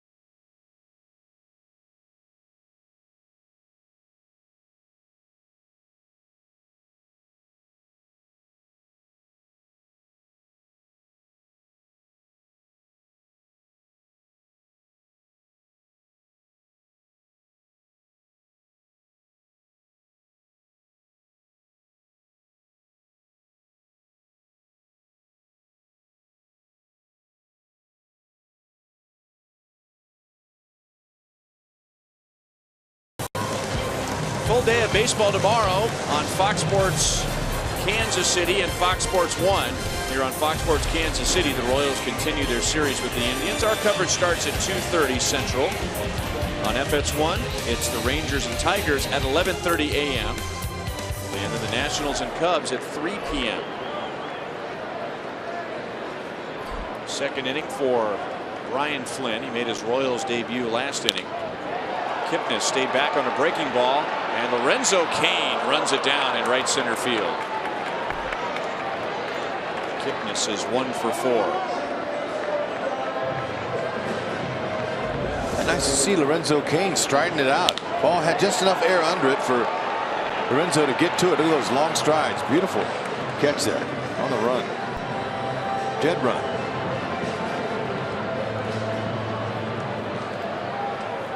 Yeah, man. Those afterburners. He shut it down near the right field line.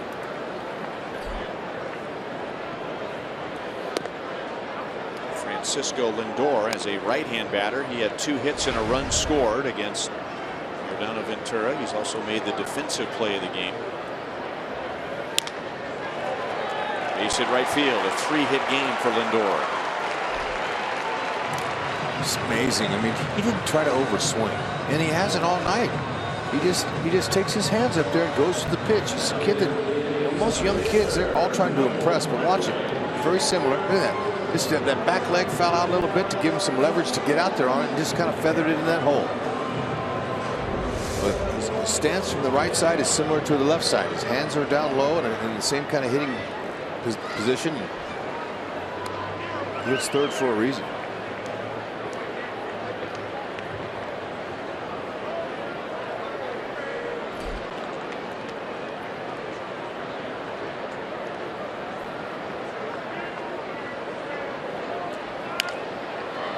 Brantley tried to go the other way on Flynn. Brantley has been on twice with walks, and he has scored a run.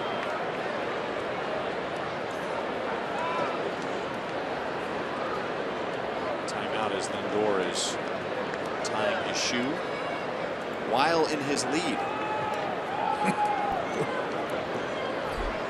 And Lindor's got the stirrups. Now, does he have the stirrups on right?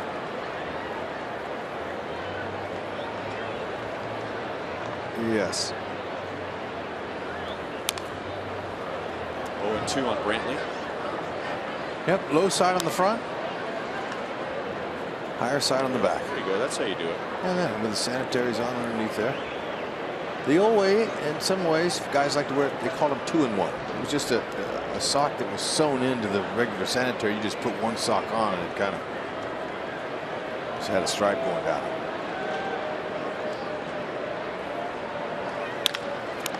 Back to Flynn.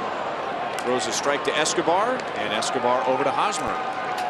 So Flynn faces just 3 in the bottom of the 6th inning.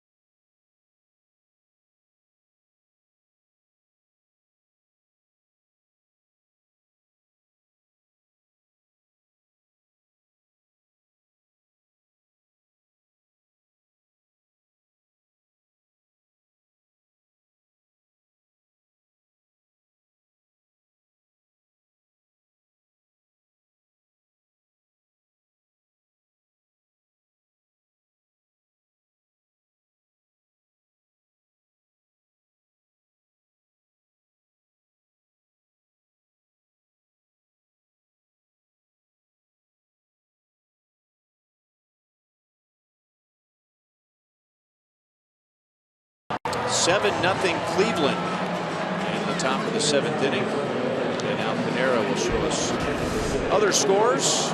So the Cubs have won 2 straight over the Nationals. Ben Zobrist hit 2 home runs. Boston and New York are all tied up. Texas at Detroit. The Royals came into tonight tied with Texas for 2nd place. And Chicago at home is leading Minnesota 4-1. Chicago is 9 games above 500. Minnesota is 12 games below 500. So Chicago hangs on. Minnesota Twins in early May will be 11.5 games out. Tough climb uphill from there, especially in this division. Royals will play this 3-game series with the Indians. And then the Royals will have 10 straight games outside of the division. There's Brian Flynn after facing just 3 batters in the bottom of the 6th inning. Making his Royals debut, his American League debut. We mentioned that he was traded 2 off seasons ago for Aaron Crow. And Crow was injured in 2015 spring training. There's a base hit center field for Kendrys Morales. He is 1 for 3. Aaron Crow is now with the Chicago Cubs in their minor league system and still rehabbing from last year's Tommy John surgery. And word is that they're hoping he'll be ready by June.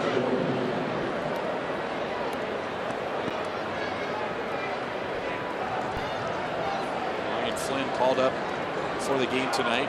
The Royals made the other half of that move after the game on Wednesday and sent Terrence Gore back down to Double-A.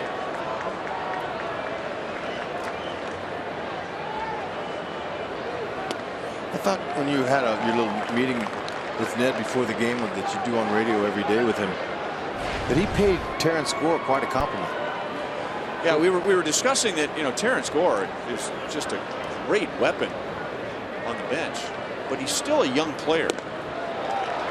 And it's one thing to have Terrence Gore on your roster in September and in the postseason when there are no other minor league games being played.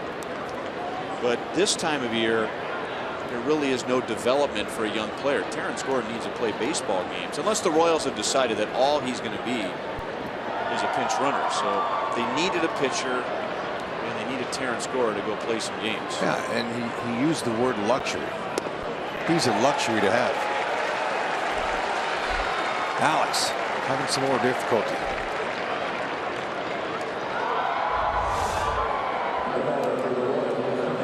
Staying with that split finger. 8 strikeouts for Salazar in 6 1/3 innings. The Royals, by the way, have 4 hits. And while that doesn't seem like a big deal in 6 1/3, that's the most hits that Salazar has allowed in any of his 6 starts. 4. Wow.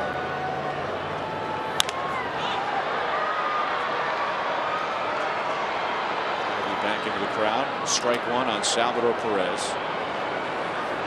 Danny Salazar, in his first 4 starts this year, allowed in this order 2 hits, 3 hits, 3 hits, 3 hits, and 3 hits. Man, you know, that's good. We knew it'd be tough tonight against him, hoping for a breakout game, but he's getting his fastball split finger combo working, making it tough.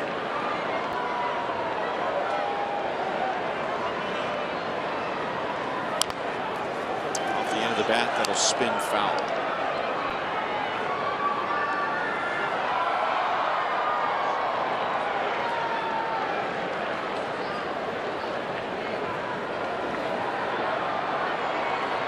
Seven nothing Indians in the top of the 7th inning. Most of the fans are watching this game, but many are jam-packed into a little sports bar area in the right field corner watching the Cleveland Cavaliers. And they're down by 4 with about 8 minutes to go in the 4th quarter in Atlanta. And the Quicken Loans Arena is adjacent to Progressive Field. A lot of fans are inside the arena for a watch party. It's just past left field. The cue.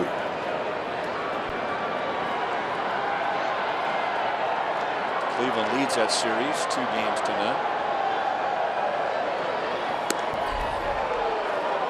2-2 on Salvi.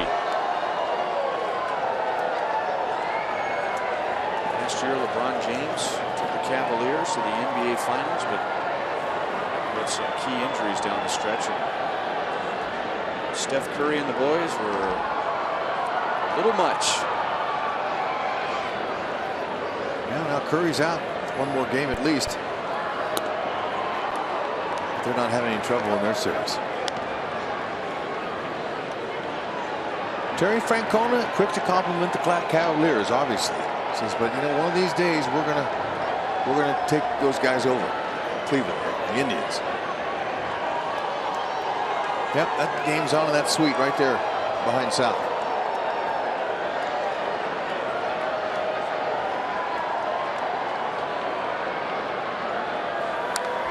Good swing by Salvin. He fouls it back.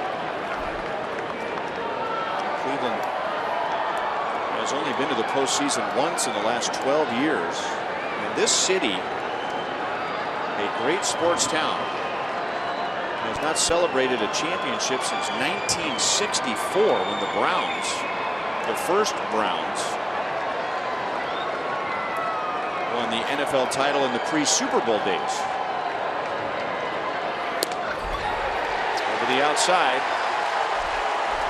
9 strikeouts. And now 2 down in the 7th inning. Infante comes to the plate. Let's answer our spring trivia question. Who hit the Royals' final home run at old Cleveland Municipal Stadium? The Mistake on the Lake, as it was called. I'm going to say Omar Infante. Steve Balboni. All right. George Brett.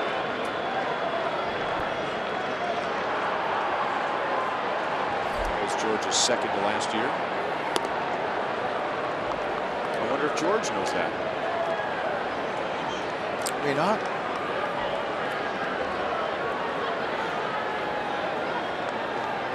Omar Infante is grounded to second and flied to right.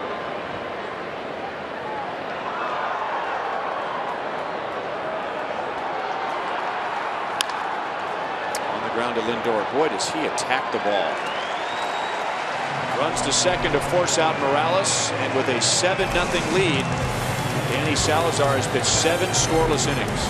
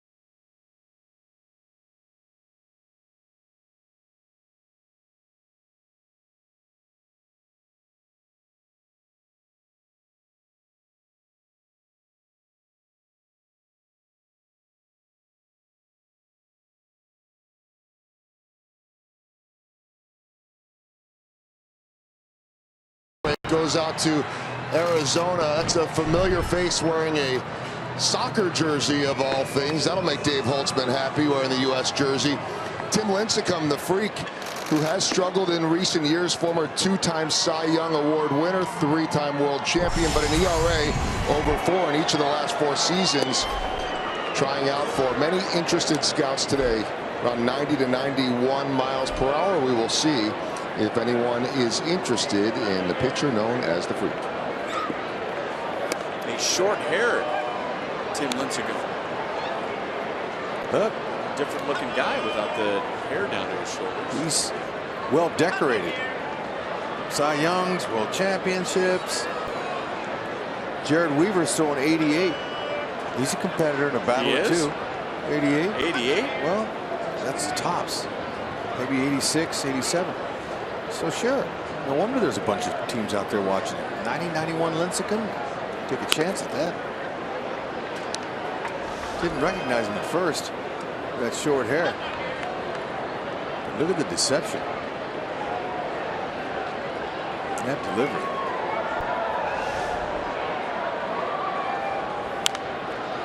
Third inning for Brian Flynn. He gave up a couple of runs in the 5th and then faced only 3 in the 6th. Had a chance to talk to Brian Flynn before the game today, and I asked him, what did you do all last summer? Torn latissimus dorsi muscle. What was it like? I was in Arizona, spent the whole summer in Arizona. Surprise. Where'd you stay? The team has a nice setup there for us. Stayed in their places there that they have. What did you do? What time was practice start? He says 8:30 to 10. 10:30 day over. I said, wow, really? What did you do? I said, probably couldn't golf. He says, no, it's pretty hot there in the summer anyway, but got the work done, spent a lot of time by the pool. I said, well, what else did you do? Watched Royals games. What else would I do? So he became a fan of the team. Good way to get to know his future teammates. Yeah. Ooh, nice changeup.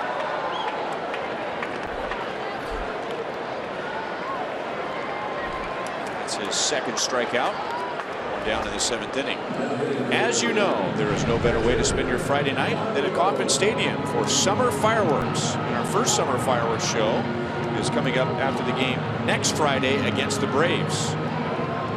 Summer fireworks presented by Hy-Vee and Pepsi. Royals.com, 1-800-6-ROYALS for tickets. The Braves and the Red Sox will be the Royals' next homestand. Rounded to 3rd, and Colon is there. 2 down. Brian Flynn was part of the ring ceremony. Royals gave rings to players on the roster and even players who didn't appear with the Royals. But in a nice gesture, the Royals realized that if he had not been injured last year, by the way he pitched in spring training, at some point he would have been called up and contributed. So there he was, introduced on the field. His World Series ring, down and away, ball 1 to Lonnie Chisenhall.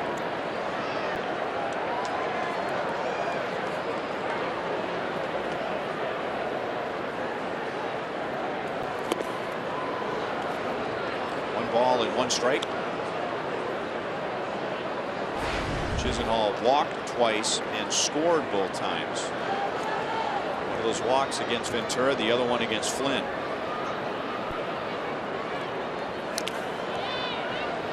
One and 2.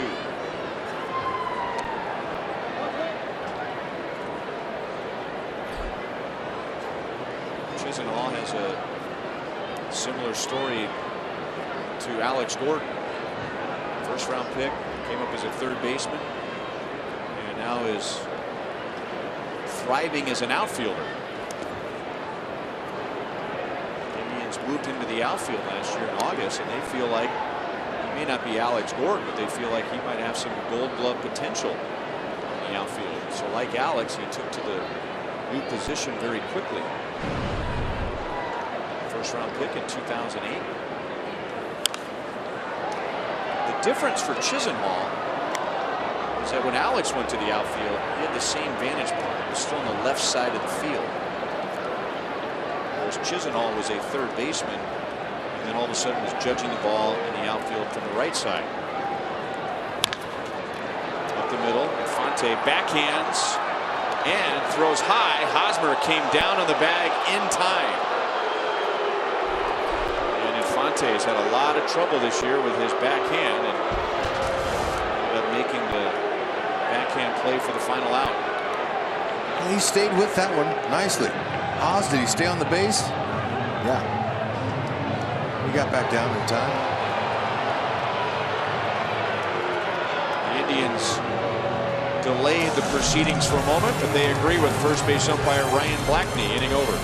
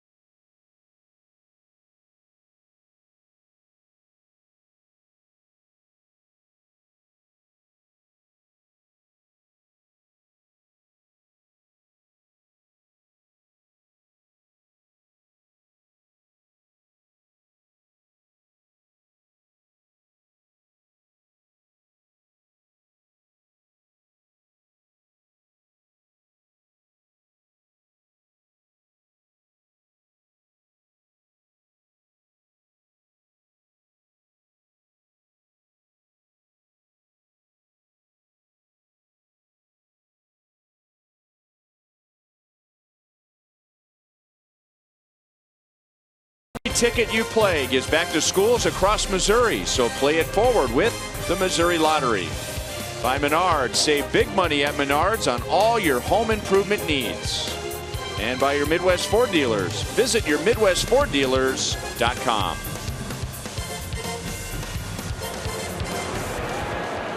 Danny Salazar back to the mound, 97 pitches.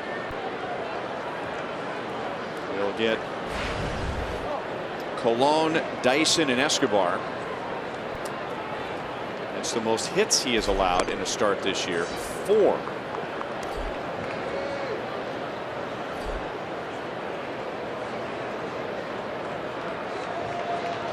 He has thrown 1 shutout in his career, and that was 2 seasons ago against the Tigers. 1 ball and 1 strike. I would think with a huge lead like this and his next pitch being number 100, he is not going to get that opportunity tonight unless he gets 3 very quick outs in this inning. Colon chops it out to Kipnis. Colon is 1 for 3. Remember to vote for the Royals Player of the Month at one of the 7 Rally House locations in the Kansas City metro area. All participants will be entered to win a majestic prize pack.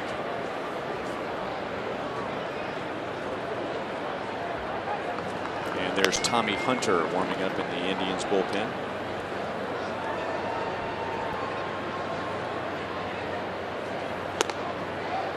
Upstairs to Gerard Dyson. He has struck out and reached on a fielder's choice.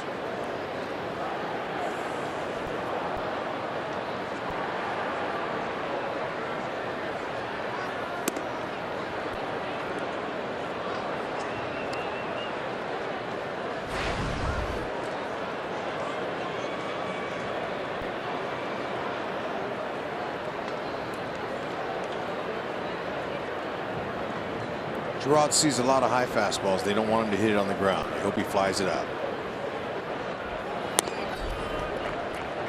3-0.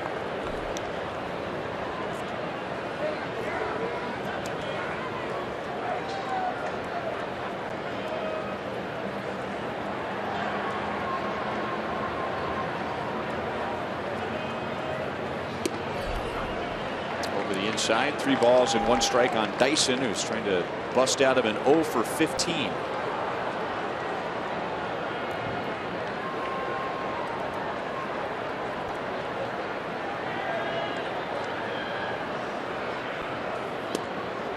Full count. It's too bad for the Indians that one of their starters, Carlos Carrasco, is out till late May, maybe early June with a hamstring strain. They have to go with him. They got Kluber, Tomlin, Bauer. Some pretty good pitchers. Davis makes a play in center field. 2 down in the 8th inning. You can follow the Royals live on your phone and tablet with MLB.com at bat. Stay up to the moment with game day, video highlights, StatCast, bilingual access, split views, radio broadcast, news, and more. Well-deserved round of applause. 13,500 here tonight as Danny Salazar goes 7 2/3 scoreless. Chevy call to the bullpen. Tommy Hunter into the game.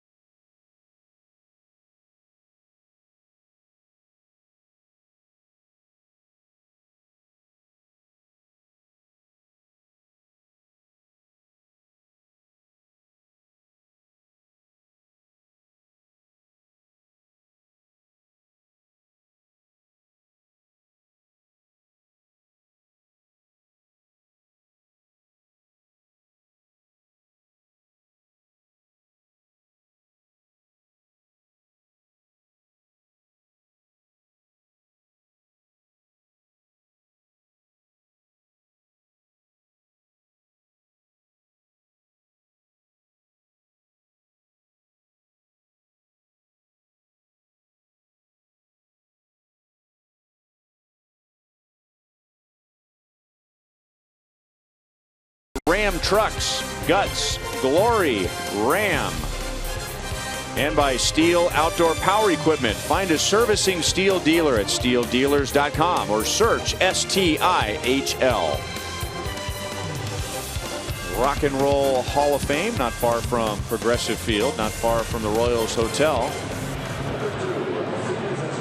Danny Salazar has now made 6 starts this year. He just gave up a season high 4 hits. Shame on him. And a total of 5 base runners in 7 2/3 innings. He struck out 9, which ties his season high. And this is Tommy Hunter on to face Alcides Escobar.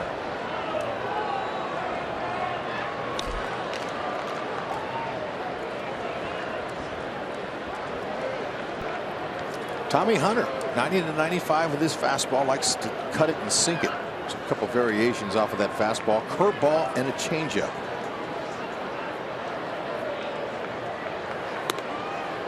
Upstairs at 94 to Escobar. This is Hunter's first year with the Indians.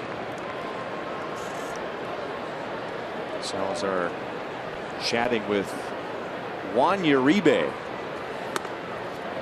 I was talking about the veterans that Terry Francona accumulated, and I don't think I said Uribe's name. Go along with Napoli, Davis. How old do you think Juan Uribe is? He's got to be in his 30s, mid-30s. Base hit for Escobar. So he'll be at first base with 2 down. That's all you think? Just mid-30s? Upper 30s. Yeah, I was guessing like 53. Well, I was trying to weigh on the more flattering side. He is 37 years old, but boy, he's been around for a long time. He became a professional in the Rockies organization in 1997, 19 years ago. He has played with the Rockies, the White Sox for a long time. We saw him quite a bit in Chicago, San Francisco, the Dodgers for several years, the Braves, the Mets, and now the Indians. Juan Uribe. He's had a nice career. Renzo Cain got backed off the plate there by a 93-mile-an-hour fastball from Hunter.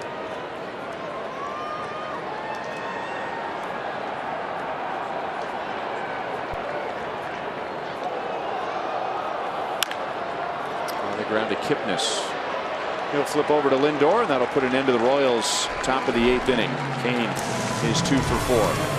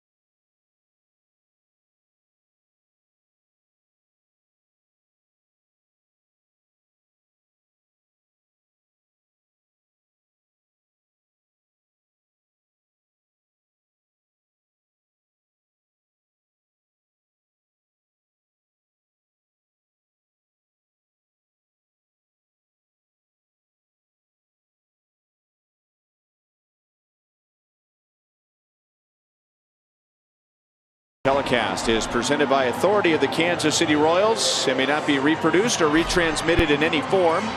And the accounts and descriptions of this game may not be disseminated without the express written consent of the Kansas City Royals Baseball Club. Nice of them to put royal blue on their bridge for us.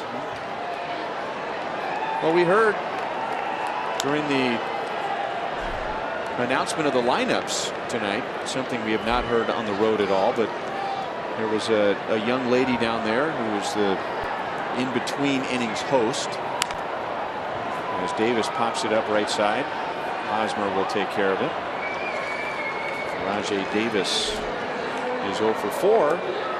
And she said, welcome to tonight's game between the Indians and the world champion Kansas City Royals. Yeah. It's a little respect. Which is true, obviously, but you don't normally get that kind of love on the road. Jose Ramirez has had a huge night. The number 9 hitter. He is 3 for 3, and he has driven in 5 of the 7 runs. 1 ball and 1 strike. In the 3rd inning, with 2 outs, Ramirez had a 3-run double against Giordano Ventura. In the 5th inning, with 2 outs, he had a 2-run double against Flynn. And this is Brian Flynn's 4th inning tonight. Overall, nice job. He's got a good fastball, good downhill angle, slider, and his changeup.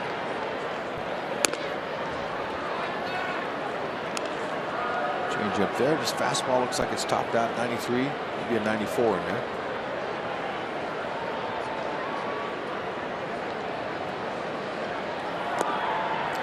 goes on with a 1-out walk. That is Flynn's second. Our Jeep drives of the game. Jose Ramirez in the 3rd and 5th innings. Got a little off-speed pitch out over the middle and found that hole out there in left center. Good night for him. 5th inning wasn't done. Top hand hooked a double.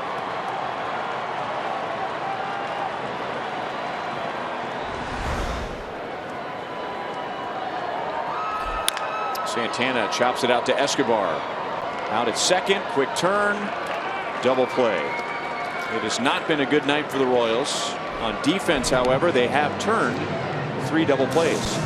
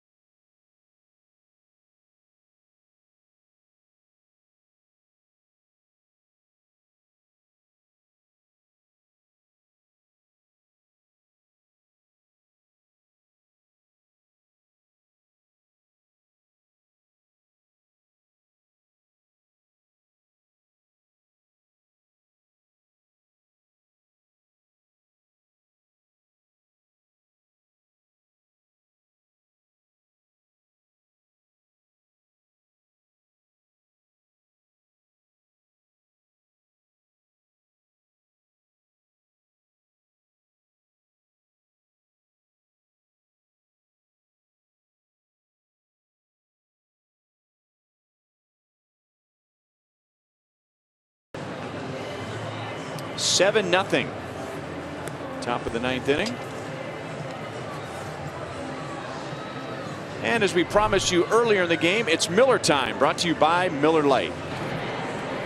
Yordano Ventura had some tough times tonight, but thankfully his reactions were quick and he saved himself right there. Some DL time. Man, I'll tell you, you never know. Good reaction there, and he couldn't get 2 out of it. But yeah, I might have eaten that one. Dan Otero has turned in 6 scoreless innings, and he'll get the Royals in the 9th inning. Eric Hosmer, Kendrys Morales, and Alex Gordon. Otero's a sinker ball. 86 to 92, slider, occasional changeups.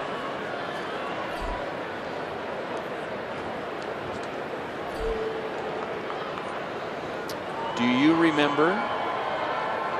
I don't know if it was the last time, but do you remember a Dan Otero, Eric Hosmer matchup? Otero wearing a different uniform. Yeah, I believe that was in one of the greatest baseball games I've ever witnessed. That wild card game? It was the wild card game. In 14. Alberto Callaspo, former Royal, put the A's in front with a base hit in the top of the 12th inning. Oh, and that's when everybody went, oh no. On comes Dan Otero, and Eric Hosmer just misses hitting a home run. Whew. He almost pinned Jason Kipnis up against the right field wall with that shot. That's got to be a hit. Well, I'm going to put a hit in my scorecard. I am too. Air 4. That almost hurt his hand. My gosh. Look at his hand. He almost hurt his thumb there. And he's going, man, that ball, the exit speed off of that was probably 100 plus. Ate him up. Nothing you can do. You're kidding me. Yeah, nothing you can do on that. That's a one-hop smash. Like I'm saying, probably 100 plus off of Hosmer's bat. The official score, I just looked at his name on the scorecard here. Official score is Roberto Frank Alomar White. That's got to be changed. If Mike Swanson doesn't have steam coming out of his ears right now, He'll never have steam coming out of his ears. Anyway, Eric Hosmer hit a triple off of Dan Otero off the wall in left center field. And then Christian Colon hit the little nubber. Hosmer scored to tie it. And Otero was out of the game when Salvador Perez got the base hit by Josh Donaldson to score Christian Colon. But that 12th inning began with Dan Otero on the mound.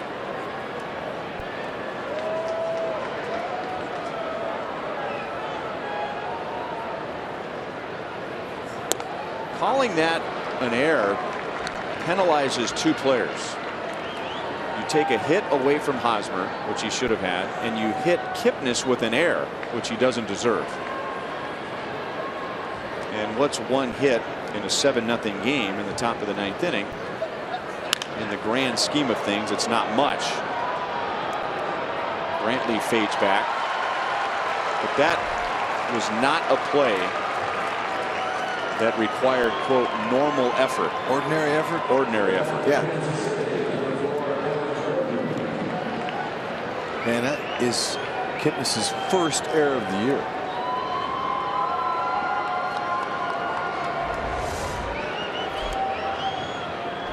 Take another look at this. Okay, on the line, hits 5 feet in front of you. And I can tell you from having been at the back of a ball like that hit, you're just hoping that your glove's in the right place, and if it's not, you could get hurt. And you saw Kipnis moving his thumb around. It caught him up on his glove. It was defensive, really. He's just trying to defend himself. Wow. You know, usually as the ball gets away and Hosmer goes to second base, usually when you replay something like that in slow motion, it looks easier. It looks like an easier play. That play didn't look any easier in slow motion than it did in regular speed. Sure didn't. Just ate him alive.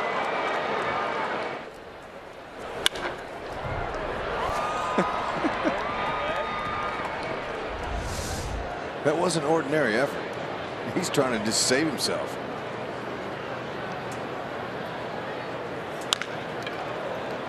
And an error on Lindor will allow Eric Hosmer to score. Hey, there you go. Nice stroke by Alex Gordon. Good to see him go that way. Joking, of course. Base hit for Alex. And the Royals are on the board in the 9th inning. Very nice. Hopefully that'll get Alex going. And that ball's in the middle of the plate. Look at how nice and controlled his swing was. Didn't try to pull. Talked to Alex before the game. Said he'd like to use a little more left field. He's thinking about it. Easier said than done off a guy like Salazar. Alex's last 2 hits have been to the opposite field. In the blowout game on Wednesday against Washington, Alex had a double to left center.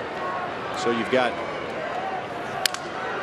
hitters that the Royals really need to get going, and a couple of them appear to be over a hump. I don't know if they're over the hump, but Lorenzo Cain and Alcides Escobar have started to get hits again by going up the middle and going to the opposite field, and now Alex is doing the same.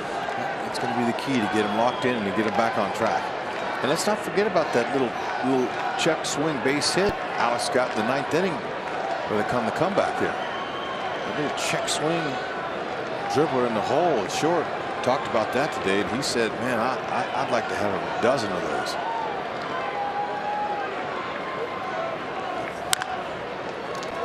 This is going to be a long throw for Ramirez, even to second base, and no double play. Gordon is cut down at second, and now 2 down in the 9th inning.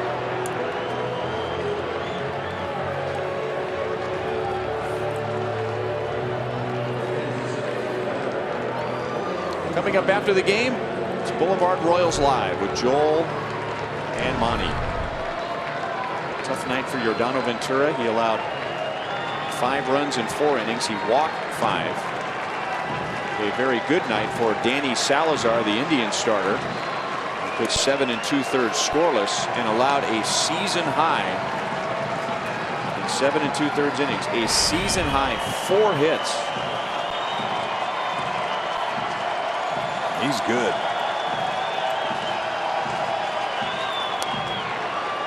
That's a longtime Indians fan, John Adams, pounding the rally drum, top of the bleachers in left field.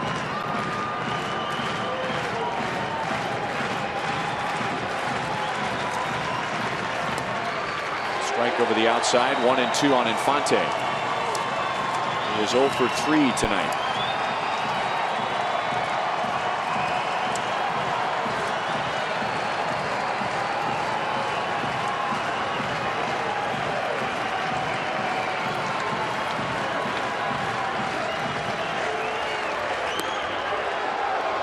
A little bit upstairs, 2-2.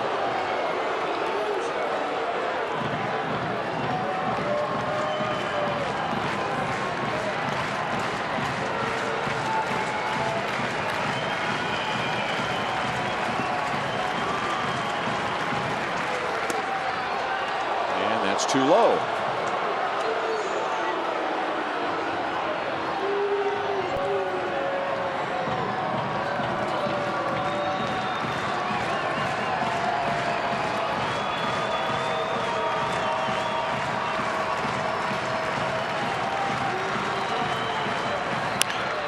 On the ground to Lindor. Close, safe. Atta-way, Omar. Love that right there. That's a routine ground ball to a very good shortstop. Yeah, hard to explain, except the hustle is what made it. Lindor waited for it to come to it. You talked about how aggressive Lindor is on ground balls. See how he just waited back, took his time, took 2 crow hops, not 1, and Infante earned that. Get there. Yeah, he beat it. He earned that knock. Love it.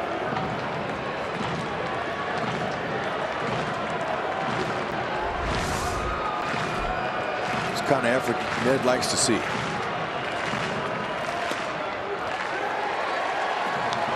Strike to Colon.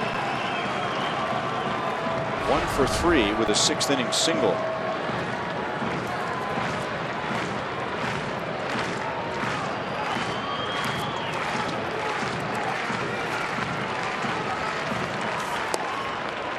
Ball and 1 strike. It is still an error, by the way, on Kipnis to get this inning going. I thought you were going to say he gave Lindor an error. No, I mean, why wouldn't you? That was ordinary effort, wasn't it? Kipnis is looking in his glove, seeing if all the strike. Get the hit. Oh. That's off the bag, and the Royals have the bases loaded with 2 down.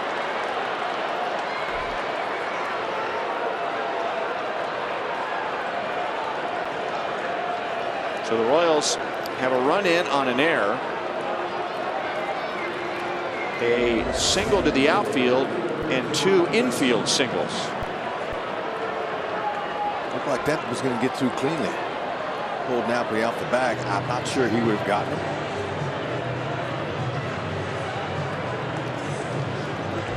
Oh, there's some Royal speed pressure on defenses. Boom, right spot, right up the middle.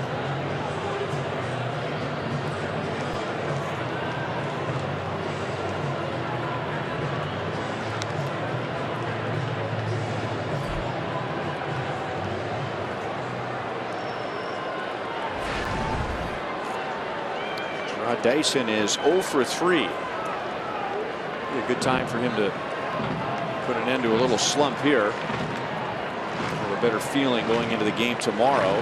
Dyson is hitless in his last 16 at bats. He has Perez at third, Infante at second, Colon at first. And Otero misses outside, ball 1.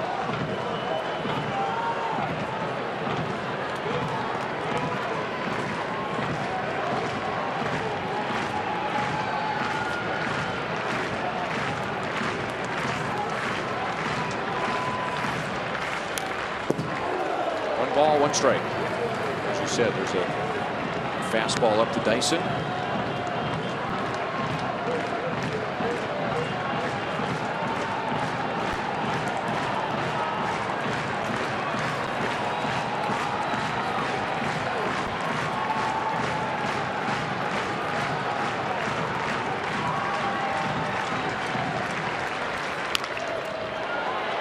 Kipnis will flip to second base, and that'll put an end to game 1 between the Royals and the Indians. Big night for Jose Ramirez. He drove in 5. A big night for Danny Salazar, who pitched 7 2/3 scoreless innings. Final score 7-1 Cleveland. We'll be right back.